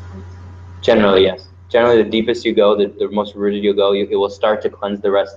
They will come up as memories and experiences, sometimes in dreams, as opportunities for you to deepen the cleansing, because there'll be a little bit more things needed. But generally, yes, the more rooted we go, the deeper we come in those roots, the tree just falls, right? And then it's just, cutting up the tree, putting in the trailer, driving it off, dumping it, and coming back, making the grass nice, regrowing a new tree. Yes. Should our actions be like, or should we be conscious of our actions in a way of not to waste people's energy? Like, say I throw garbage like that, I know that's directly someone's gonna have to pick that up. Naturally, it's a very powerful example because naturally the macro is in the micro. So what I mean by that is in the experience of our everyday simple tasks, the simple experiences, the highest of lessons in which we can learn can be learned from the simplest of experiences. So, forgetting about the other person, when we have the garbage and we throw it to the garbage pail and it hits the rim and it falls off, and we are in kind of a motion of walking and we're about to just continue off, there's that flash of intuition that says pick it up. It's the obvious experience. It's the obvious choice. Pick it up, throw it in the garbage. Right? There's no real energy that's required. Just pick it up. But naturally, the mind will come and say, no, it's not useful. It's okay. And we're done. And so in that small experience, naturally, the macro of your experience, so whenever you're presented with a gigantic contract at work that is requiring a simple detail that you may not miss, it is the same example in this micro experience. And it is when we avoid those micro experiences thinking that they are menial, that they're not useful, that it means nothing, that we ultimately experience the lesson in a greater sense later down the road, right? And so, this comes into various of the teachings within the yogic system or any of the main systems of understanding the nature of nonviolence, ahisma. The reason, some people are going vegan in these days and not wanting to cause any harm, it's not that we need to go any extreme, but we must recognize that every action has a ripple effect. And if we take full conscious control, importance, responsibility for every action in which we commit, you'll recognize, firstly, the reason why we must detach from the exploration of the egoic world and creating all these things, chasing all these dreams, is because one cannot come into the full conscious awareness of their actions when they're confused by so many different things, when they got so many things going on. They're bound to miss a million of these details. And so forever you will be missing details, even as you climb the gigantic ladder up the skyscraper of the Empire State Building, and you will fall down just as hard as the individual who's homeless. It is the same, because the nature of the details of the experience must come from a simple mind. This is why we are simplifying this, right? With only two things to do: do your practice of meditation, release your emotions. The rest shall come.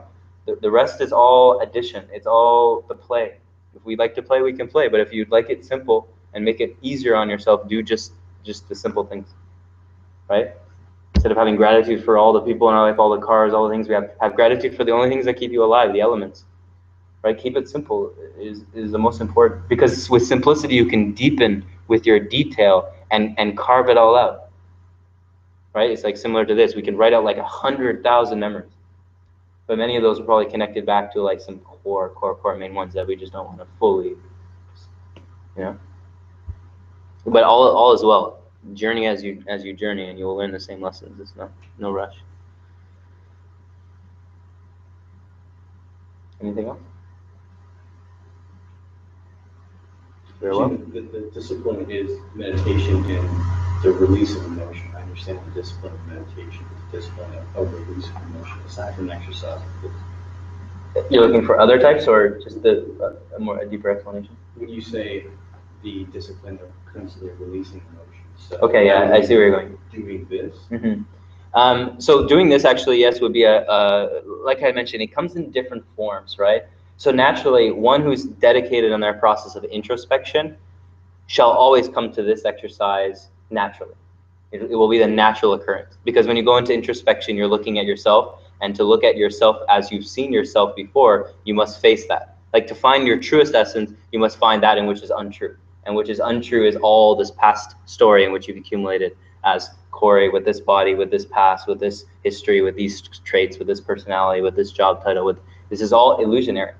So if we're looking to experience the true essence and principle nature of ourselves, then we must pass through the gauntlet of that. So meditation naturally will bring you through the gauntlet. So it's similar as saying, positive and negative. With sex as a penis and a vagina, you need both. This is the same. It cannot. The experience of self-realization cannot come without the twofold experience of thought and emotion, right? Thoughtless, voidless, coming into that true space. So to answer the question, naturally they will come together in the same light. Now, I've given you the technique of the spinal breathing, and we will continue to go this. It's not the only technique. There's many techniques, right? And so we have given you some other techniques, and there will be more to continue.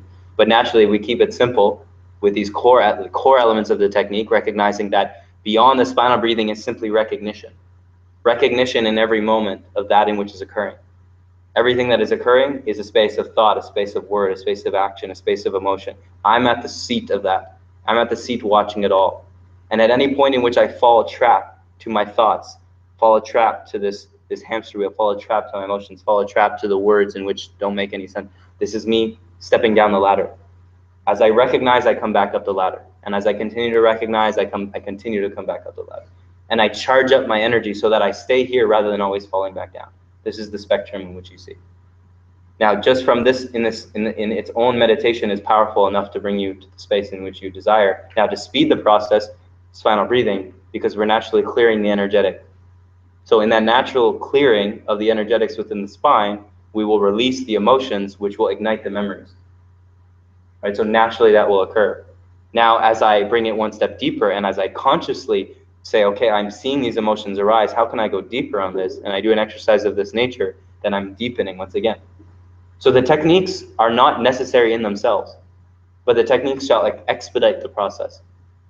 Now there's 5 paths in yoga, right? And the other paths are the paths of karma, giving service, bhakti, full devotion to God and the energy, and just being in full devotion in every moment, right? No techniques necessary.